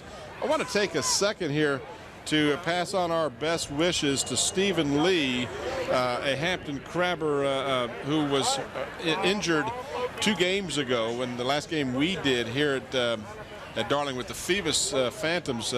Stephen Lee suffered a lacerated kidney during that game and had to have that kidney removed.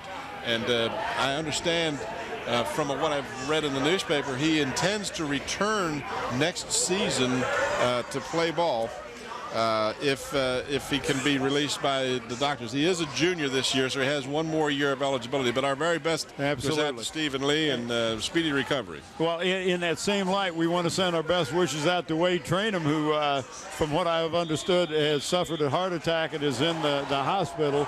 And you and I do the girls softball at Phoebus, and Wade has always been more than helpful to us. Class act all the way. There's a touchdown by Forte.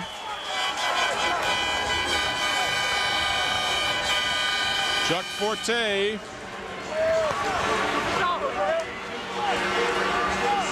Four-yard touchdown run. That is the 2nd short yardage touchdown now for Forte. He had a 2-yard run in the 2nd quarter. So now he adds to the Hampton lead as it's 38-3. Brian Smith, who will be on to try the extra point. And his kick is low and no good. So Brian Smith just having a really tough night kicking extra points.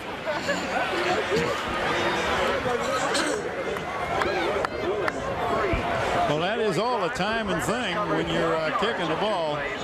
Watch the replay of the touchdown, and he just wasn't going to be denied, he being Chuck Forte. 12 yards, 2 plays, minute 19 is all it took for the Crabbers to put it in the end zone. For the security of your home, auto, and life, and the protection that is good hands people can only give you. Robert Mann and James Hudson, your Allstate agents, said call them at 827-1200.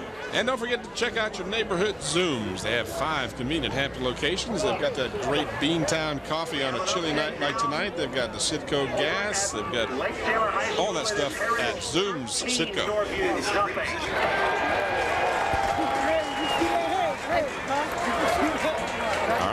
All right. Had a little trouble with my microphone. Is that better, Andy? Okay. Well, Tim, I can't believe they couldn't hear you. Me neither. All right, 38-3 is the score. 8:38 left in the third. Smith's kick is a deep one, fielded at the 6-yard line. Robert Webster. Check that number 2, Gradinson. Out to the 26-yard line.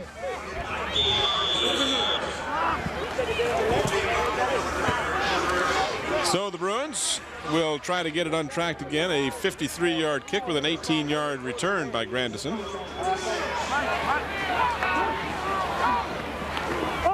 Handoff is to Travis Bullock. Tries the left side. Pretty much the same success they've enjoyed, or I might say not enjoyed, in the ball game, as Bullock just has not been able to succeed in running to the left. Well, Anthony Ware, Tim, is coming off of his guard position away from the ball and actually ran that runner down and helped tackle him in the backfield. Gain of about a yard. Bitgood has the pass. It's completed at the 39-yard line, and that'll be a first down for the Bruins, just their second of the ball game. Well, I was going to say they just doubled their output. So the ball marked at the Bruins 39-yard line. Here's the replay. Bitgood got some good protection, completed a pass to the big tight end. That is Rashard Barkley, a 235-pound senior, who makes the grab and gets the first down for Western Branch. Bitgood rolling, wants to pass, hit as he throws, and it is almost picked off, incomplete. And who was that, number 21? Is that Alexander Mann again? No, that's Jimmy Williams. I'm sorry, Jimmy Williams. You're right. Jimmy, who was stepped up for the injured player that you talked about earlier, did a good job that time, making sure nobody got the ball down. He batted it right to the ground. Stallion Brothers Heating and Cooling. Hey, they're locally owned and operated, and they service most brands. Give them a call at 825-1416 or 850-5564. Second down and 10 for the Bruins. Bullock comes in motion. First time they've used motion. Bitgood rolling, and Forte has him for a sack. Back to the 37-yard line. Yes, that speed, Tim, that defensive speed. Chuck Forte playing both sides of the ball, as so many of the Hampton Crabbers do. Watch this on the replay. First time they've moved Bullock in motion, he tries to crack back on the block, and Forte was his man. But and Forte just played off the block and made the tackle. Forte was being double teamed by blocks and just kind of said, just get out of my way. 37-yard line is where they mark it. Third down and 11.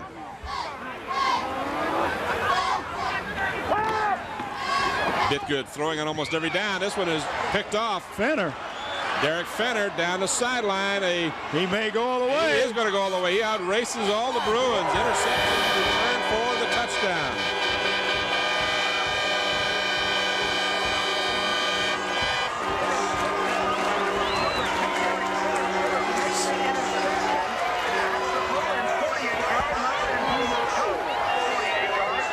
A 48-yard interception for a touchdown. second turnover of the ball game for the Bruins.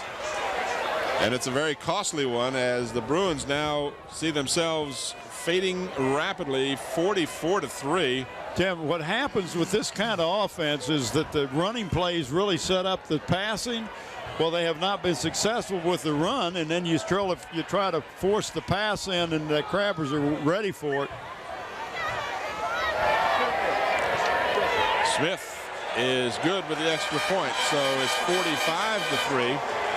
And ironically, that score difference is the average margin of victory the Crabbers have registered this year, as you watch the replay of the interception and the return by Fenner.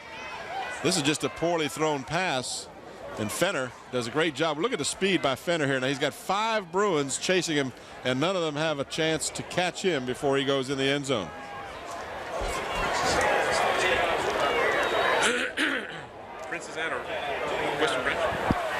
Yeah, both of the passes that Western Branch has gotten first downs were by the air.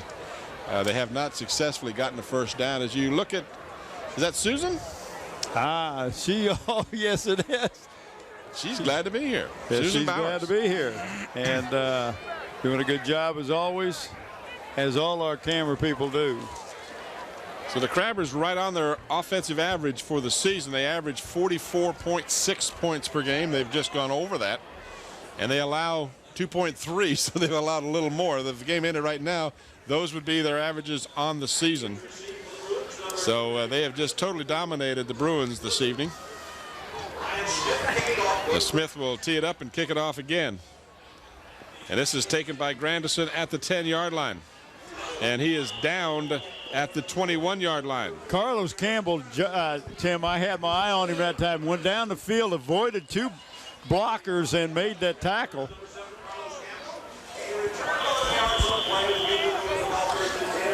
Zooms is giving an award to the senior football player on each one of the teams from the Hampton schools this year who has demonstrated academic excellence. These players will be awarded plaques at the school board meeting after the season. I want to thank David Allen and Zooms for your continuing support of WHCS and our student athletes. Well, it sounds like I've said this a couple of times. The Bruins will start again from their 20-yard line. Really. Can't help it, Scotty. I'm supposed to. It's my job. Crabber defense stacked up, showing about an 8-man line. And they just cannot run against that Crabber defense. And remember, the WHCS Channel 46 presents your school board live. So now turn in on the 17th, which is Wednesday at 7:30 p.m. and watch the 4 young men receive their academics awards. And they are Maurice Shanks of Phoebus, Clifton Copley of Bethel, Alan Johnson of the Hampton Crabbers, and John Swan of the Kickingham Warriors. Second down and long. Penalty flags down on the play. You're going to be there, right, Tim? If I can be. I hope you are.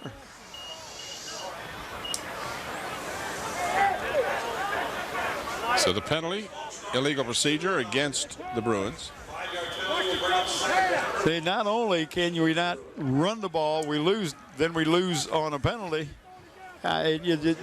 Just not looking sharp tonight, and that could be because they've got a lot of people in there that are playing injured, and some people that are come off with the JVs. What a nice job by Jimmy Williams, number 21, turning that play inside. Did not allow that play to get outside, made the runner turn inside right into the teeth of that defense. Jesse Hundley was the ball carrier for the Bruins, but he ended up losing additional yardage back inside the 15 to the 13-yard line now.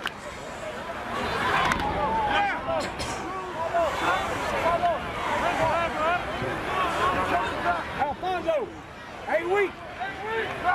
Hey, Raymond, you got number 3.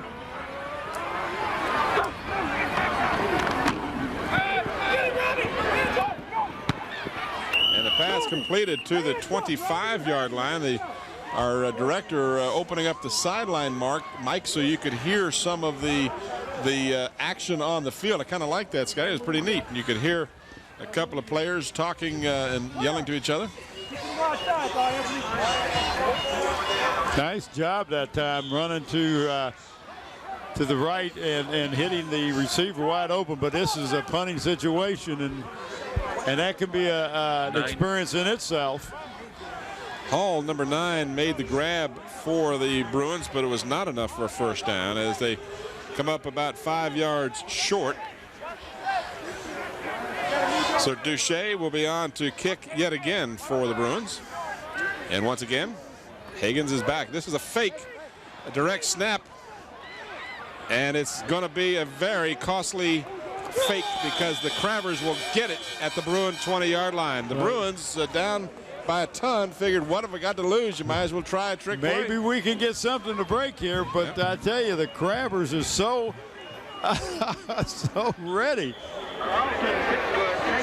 They're watching their keys. Watch this right here. Just nowhere to go. And everywhere he ran into a red and black jersey. Vincent Hall was the young man who's played very well tonight. And there's Braxton, Nathaniel Braxton. That is the that's number one camera. Number one camera to the left. He is the gentleman on the left. Wave to the fans, Nathaniel.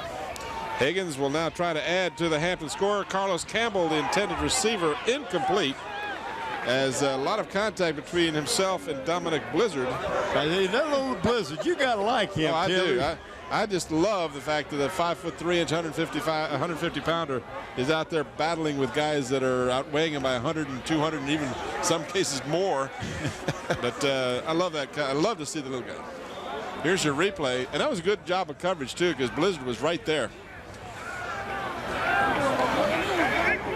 Second down at the 22-yard line.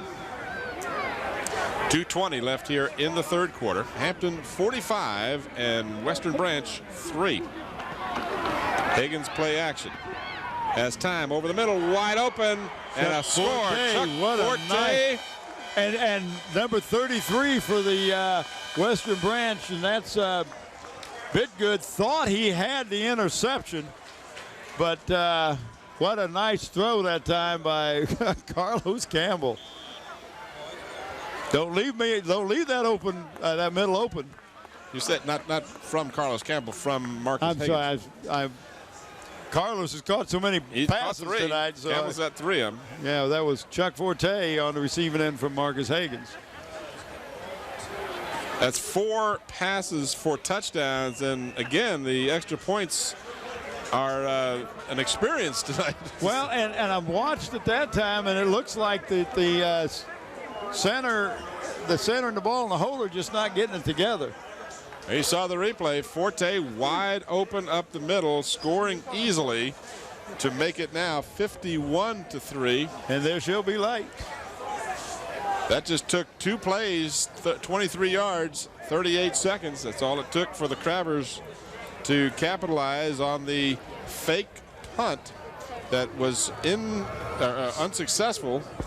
And the Crabbers just quickly turned that into 6. Tim, we will pick a player from the game from the Hampton Crabbers tonight, and that player received a plaque and a shirt. The plaque comes from Engraving Inc., located at Tab Square on Route 17.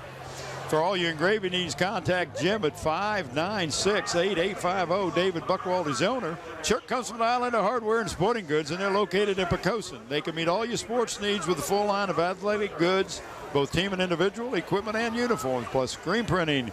Call Dave Chubb at 868-8467. John Roberts is the owner. Updating some of the statistics for you now. Forte coming in the game had 13 touchdowns. He has added 2 more. Check that, 3 more. 1 catch and 2 rushes. And Campbell has added 3 to his total. And coming into the game, he had 7. Now he has 10. As the kick is returned across the 20 to about the 23. Carlos Campbell again down the field, this time being helped by Trevor Booth. And Randy Grandison is slow to get up after the 16-yard return. He, in fact, is helped up by a teammate, although he looks like he's okay, but he will check out at least for the moment. Looks like he might be a little groggy. Nope, he's going to stay in. right side now. Of course, he turned to one of his teammates and said, "I'm Batman." And that's the first clue you know that you may have taken an extra hit. Taking a little too big a hit. So once again, the Bruins with 1:45 left in the third will start inside their 25. This is Webster in motion. New quarterback, number 2 is quarterbacking. That's Grandison, and his pitch goes to Quentin Forbes, the freshman who has just come up recently to replace the injured Clarence Harrell. Picks up a yard on the play. Watch the play on the option. Ron Baton just to the left of your screen. I tell you that he knows how to get close to the action. But he did a nice little moonwalk. It looked like a moonwalk step there, backing away from the action. Ron smooth, no question about that. Second down and 9. That's number 40 straight ahead, Tim. Picked up a first down. So Quentin Forbes on consecutive rushes. The freshman gets good yardage on this play, and that will be enough for a first down, the third of the ball game by the Bruins. 40 seconds, and the clock is moving here in the third quarter. Did you know there was a bounty on Ron Baton? No. Well, nobody's collected it. So we're told that in the second half now, the Heritage Hurricane are up 20-0 over Norview, and they would appear to be the foe for these Hampton Crabbers next Friday night here at 8 o'clock. And Grandison is kind of left in what looked to be a busted play. He turned one way and the runner went the other way, and he's oops. And that will be the final play of the third quarter as time has expired. And the Crabbers, who led 32-3 at halftime, add 19 points to that while shutting out the Bruins. And now it's 51-3 in favor of the Hampton Crabbers as the third quarter ends. From the beginning. So barring a comeback by Norview, and certainly this game is all but finalized here, it'll be Friday night, 8 o'clock, and Hampton will host the winner of Heritage Norview. And at this point, Heritage up 20-0 after a slow start. They were up 7-0 at halftime, but have added 14 points to that, or at least 13 points in the second half.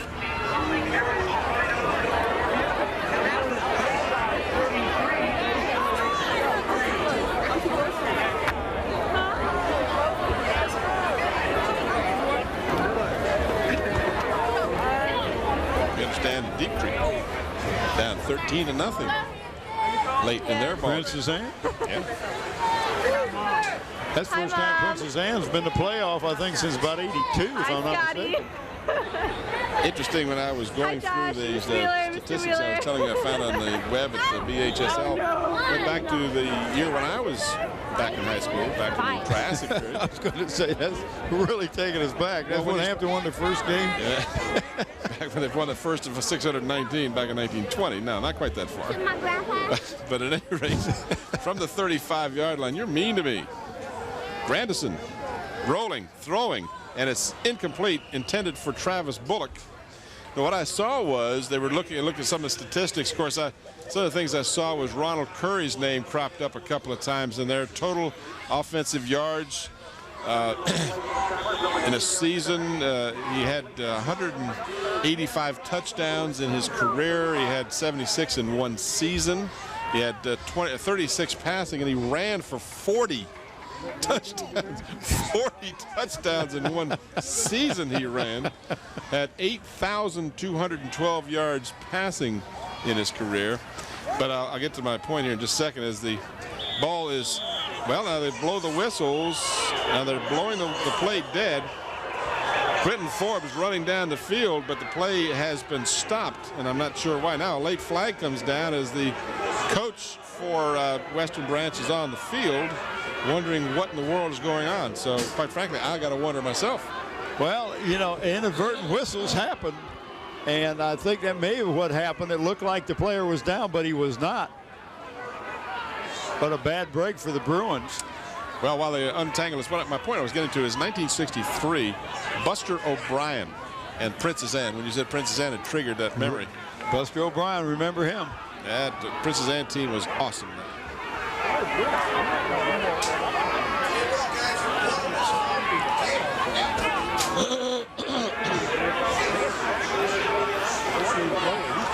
So we don't know exactly why the play was blown dead, but we know it was.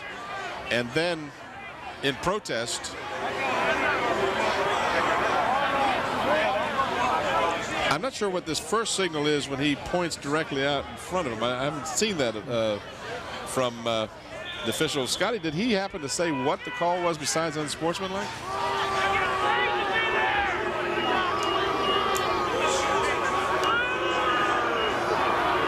Okay. No on that one. Now a timeout has been called, and probably Lou Johnston would like to have an explanation, and quite frankly, we'd love to hear the explanation. If we can pick it up, we'll see if we can tell you what happened. The play seemed to be in progress, and then there was a whistle stopping the play. Inadvertent. Okay. All right, so we're told, and thank you, someone up here in the booth has indicated to us that the signal was inadvertent whistle. And of course, the next signal I know, which is unsportsmanlike conduct, because of their reaction to. Well, and the coach came out on the field too, so it was. But I can see why. One time we got a player that is going to break a long run here, and we have an inadvertent whistle. Does not make you feel good if you're on the Bruins sideline. Hampton Chevrolet urges you to support the community by giving to the Peninsula United Way campaign. The ball has been marked for play. The Bruins are still on the far sideline huddling around Coach Johnston. Now they'll come in, and I don't know that they know the play has been whistled. I guess they do, because they're not going to huddle up. They've already called the play. 11:33 left in the ball game. Grandison continues. Okay, that's that. That's the play. Quentin Forbes into the open. Carlos Campbell, and Forbes just fell down, lost his footing before he could be tackled by Campbell. But it's not until the biggest play of the game, which was appeared to be the exact same play that had the inadvertent whistle. And that's just a trap play right up the middle. Boom, right there. So in an effort to try and juke Carlos Campbell, Forbes lost his footing and went down at the Hampton 38-yard line. But again, a big play for the Bruins as they finally get on track. Grandison still has the football. Play action over the middle, almost picked off. And that was Mann. Robert Mann had his hands on it, but couldn't come up with it. Raymond, excuse me. But couldn't come up with it. That would have been an interception. Mark and Kenny of Stallion Brothers Heating and Cooling remind you that now is the time to get your furnace checked out before the colder winter months ahead. Call them at 825-1416 or 850-5564. And remember, there's never an overtime charge. Stallion Brothers Heating and Cooling. Second down and 10. And again, the deception play, Quentin Forbes is body slammed on the play by our number 71, Anthony Ware. Anthony Ware played a great game on defense tonight. Tim, I'm impressed with Randy Grandison, his ability to carry out the fakes like he still got the ball after he's handed it off. He's very deceptive. I've lost the ball the last couple of times. I really did not know who had it. You know, that kind of goes along with what happened today, right? I lost about a dozen. I was even using those highly fluorescent balls to no avail. Speaking of the golf course, and that's going nowhere, as among others, Gunter and Mac Jones are in there. And see who else. I haven't called out his number tonight. That was 64, Orlando Robinson in on the stop. Robbie Robinson. So this brings up a 4th down and about 9 for the Bruins. Got a player shaken up for the Bruins, and the referee, in fact, will have him hit the sideline for at least one play. That is Nigel Perry, who will check out for at least one play. Perry Turlington re-cranks the clock. 9:44. Well, Perry plays both linebacker and offensive guard. They've been going both ways tonight. See, I was prophetic. Now I understand that the score is 16-0 Princess Anne over at Deep Creek. Grandison doing a good job of evading tacklers. Ware can't get him, and he will have to go out of bounds, and all of that will be for naught because it'll mean Hampton gets the ball that much further downfield. Jimmy Williams, number 21, making him stayed at home. Did not let him get outside and run him out of bounds. So the ball will go over to the Crabbers on downs as the loss is all the way out to the Hampton 48-yard line.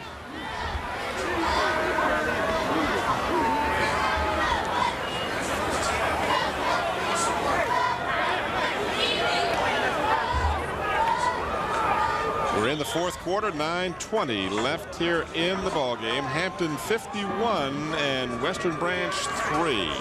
Tim Cole, Bob Hintz, and Bob Killen coming to you from Darling Stadium. This game videotaped on the 12th of November, 1999. This is Chuck Forte. You run it up the middle, guess what we can do? Huh? Forte, who has 3 touchdowns, he's run for 2 and caught a pass of 23 yards for a touchdown. Watch the replay. Jones comes in motion to the near side, and then Forte just on the delay picks up good yardage. Well, that's actually a trap play over the left side. Great job that time. Down to the Bruin 28-yard line. We got Alan Johnson, number 10, in as the split end.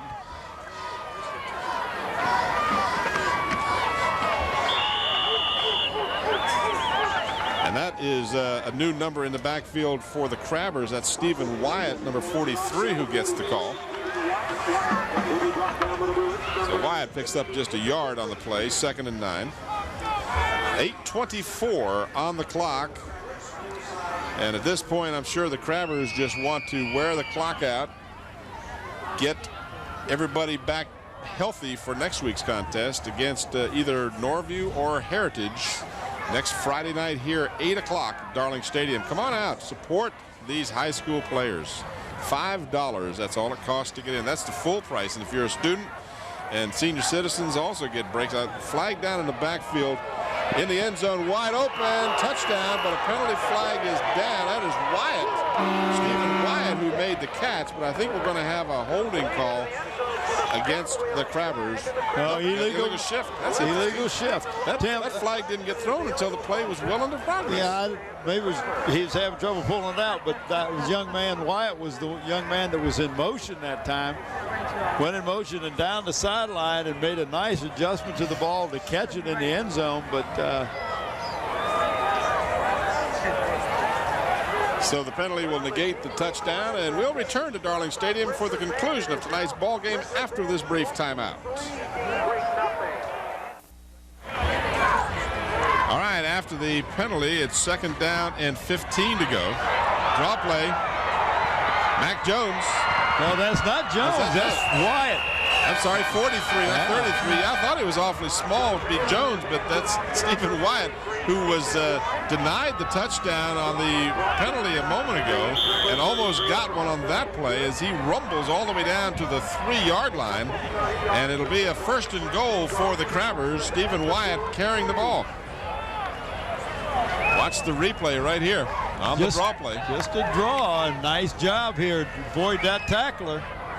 33 is come over and help tackle him. Haven't seen Raymond Mann carry the ball yet tonight. The surge close to the goal line, but about a yard short apparently. Well, I don't think we'll see Raymond carry the ball tonight, Tim. A little sore shoulder, not anything major, but you don't need to take a hit on it. That young man is so valuable on the as a linebacker and the offensive tackle. Higgins will just keep it, and he's in for the score. So Marcus Higgins scores his second touchdown of the evening, having thrown touchdown passes to Campbell rather, on 3 different occasions, and also to Forte. Now Higgins adds to his 58-yard touchdown from 2 yards out or 3 yards out, Bob? How far was that touchdown? About 3. How many punts did you take? Ask him how many punts he took, 2 or 3. At 2 yards.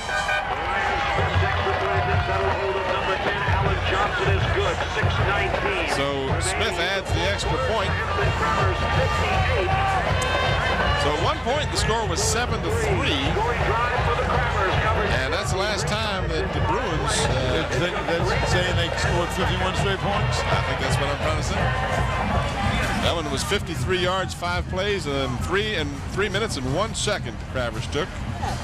So 6:19 left in the ball game, and the Crabbers just demolishing Western Branch 58-3. And we understand that Deep Creek is having it handed to them as well tonight.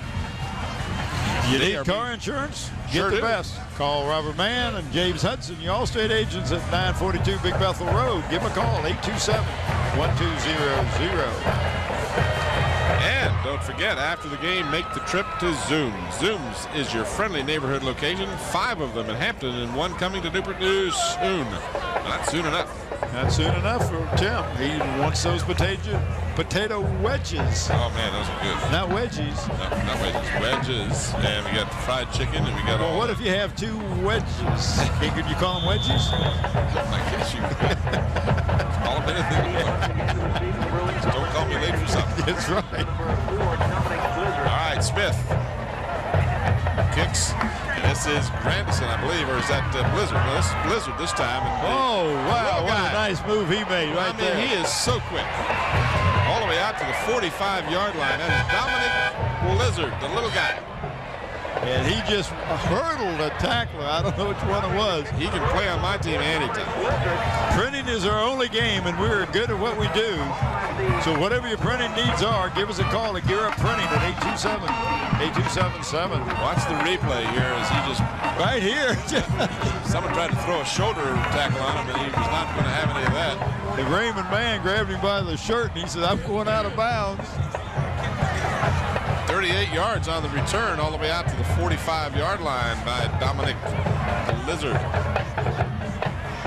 Bitgood returns at quarterback. And this is a conventional set now for the Bruins.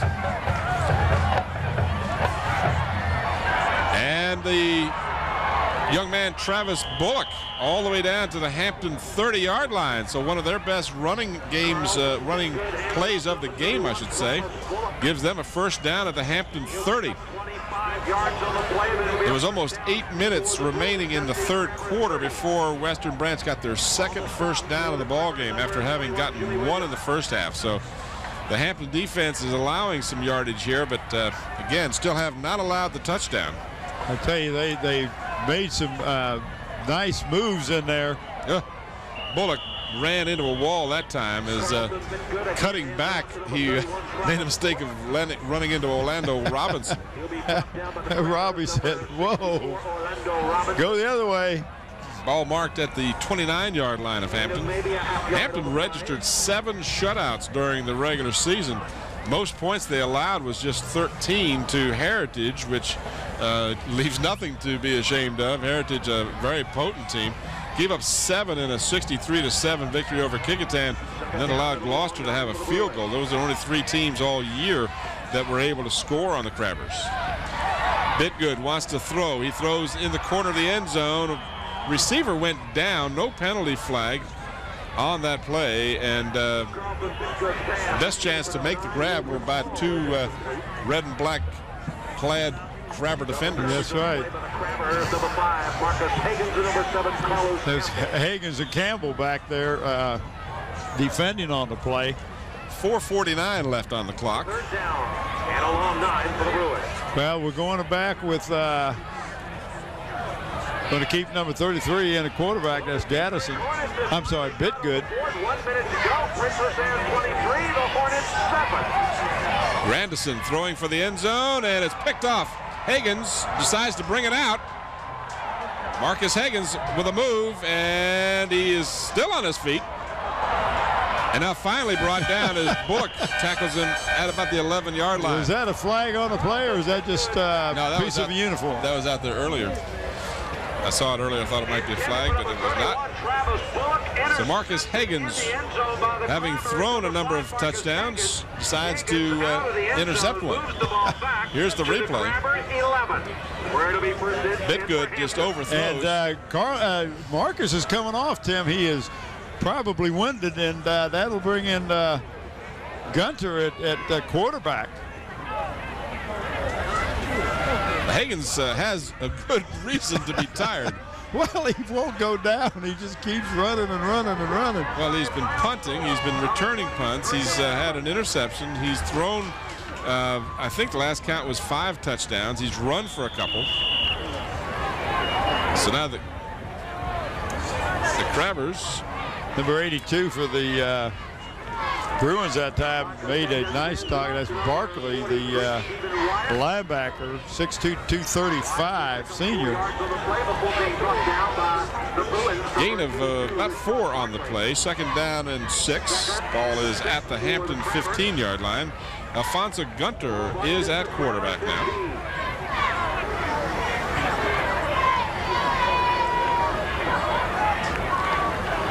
Gunter still has it. And he's got running room, 25, 30, 35, 40. Cuts back across the grain and is upended, but not until he reaches the Western Branch 37-yard line. But Tim, you remember last year, him and Higgins actually were co-quarterbacks in that very first game last year. Here's your replay. 41 yards on the play by Gunter. Gunter showing really good speed there as he just pulled away from a couple of the Bruins, but that Bruin defense just got to be worn out by now. Well, I would think so. 2:46 and the clock is moving. Wyatt in motion. Gunter out of the shotgun. Just a straight snap to the quarterback. He's running it from the get-go. And Gunter is down at about the 32-yard line. Never an intent to pass the ball. But Tim, he could have probably picked up a lot more yardage had he not run into one of his own players that time. So pickup of 5 yards on the play for Gunter. Clock continues to move.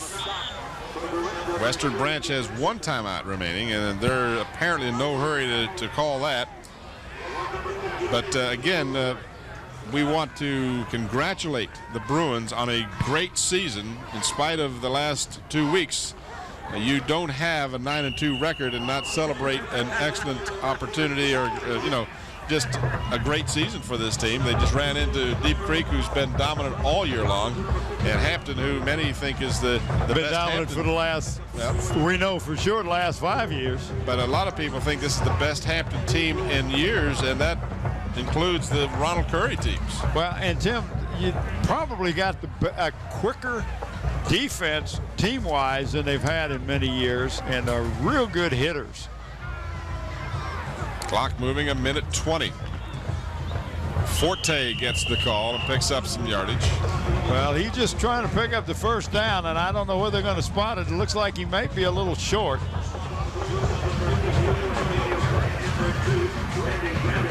Needed to get to the 28-yard line, and it looks like it's about a half a yard short, so they won't even measure. It's 4th down and about a half a yard. I think we may just see the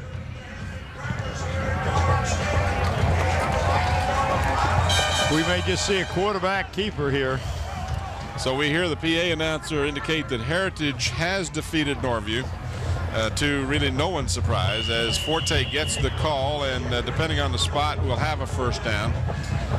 So it'll be Hampton and Heritage, a rematch of what was supposed to be a close contest, and in that contest earlier in the season here on the peninsula, Heritage came up on the wrong end of a 45-13 score, and they'll certainly have revenge on their minds next Friday night here at Darling Stadium.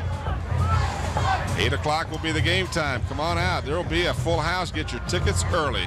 It will be a full house. There was a full house the last time these two teams played. Stephen Wyatt down to the 20-yard line as the clock will continue to move, and that will be the final play of the ball game as Hampton is victorious. Now we got to talk about our player of the game, and we are going to give it.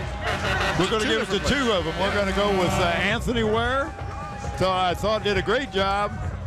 And let's take nothing away from Forte and Williams and Callaway and, of course, Hagens, who just had an outstanding ball game. But we're going to give it to Carlos Campbell on the offensive side of the ball as well. What a great evening for Carlos Campbell and the Hampton Crabbers all together. And, you know, that's not saying that Marcus Hagens didn't have an offensive night that would be remembered, but we got to spread it around. Well, tonight's broadcast has been underwritten by the following: Hampton Chevrolet at 1073 West Mercury Boulevard, by Zoom Sitco with 5 convenient Hampton locations. When gearing up for your next print job, call Gear Up. By your Allstate agents, Robert Mann and James Hudson. And in part by Stallion Brothers Heating and Cooling. And in part by Wood Funeral Home, where Richard Pulley is the managing director. Well, Bob, let's wrap it up with your final comments. Well, Tim, Bruins, great season. Just ran into a very powerful Hampton Crabber team. But my final comment is you need to be here next Friday night at 8 o'clock and watch this ball game. Get your tickets early, get here early. This place will be packed, and you're going to see a great game next week. And that'll be Hampton and Heritage next Friday night, 8 o'clock. That's a different start time than the regular season. 8 o'clock right here at Darling Stadium. So that's going to do it for us. The final score again is Hampton 58 and Western Branch 3. For Bob Henson, Bob Killen, and the entire 46 crew, this is Tim Cole. Thanks for watching. Good night, everybody.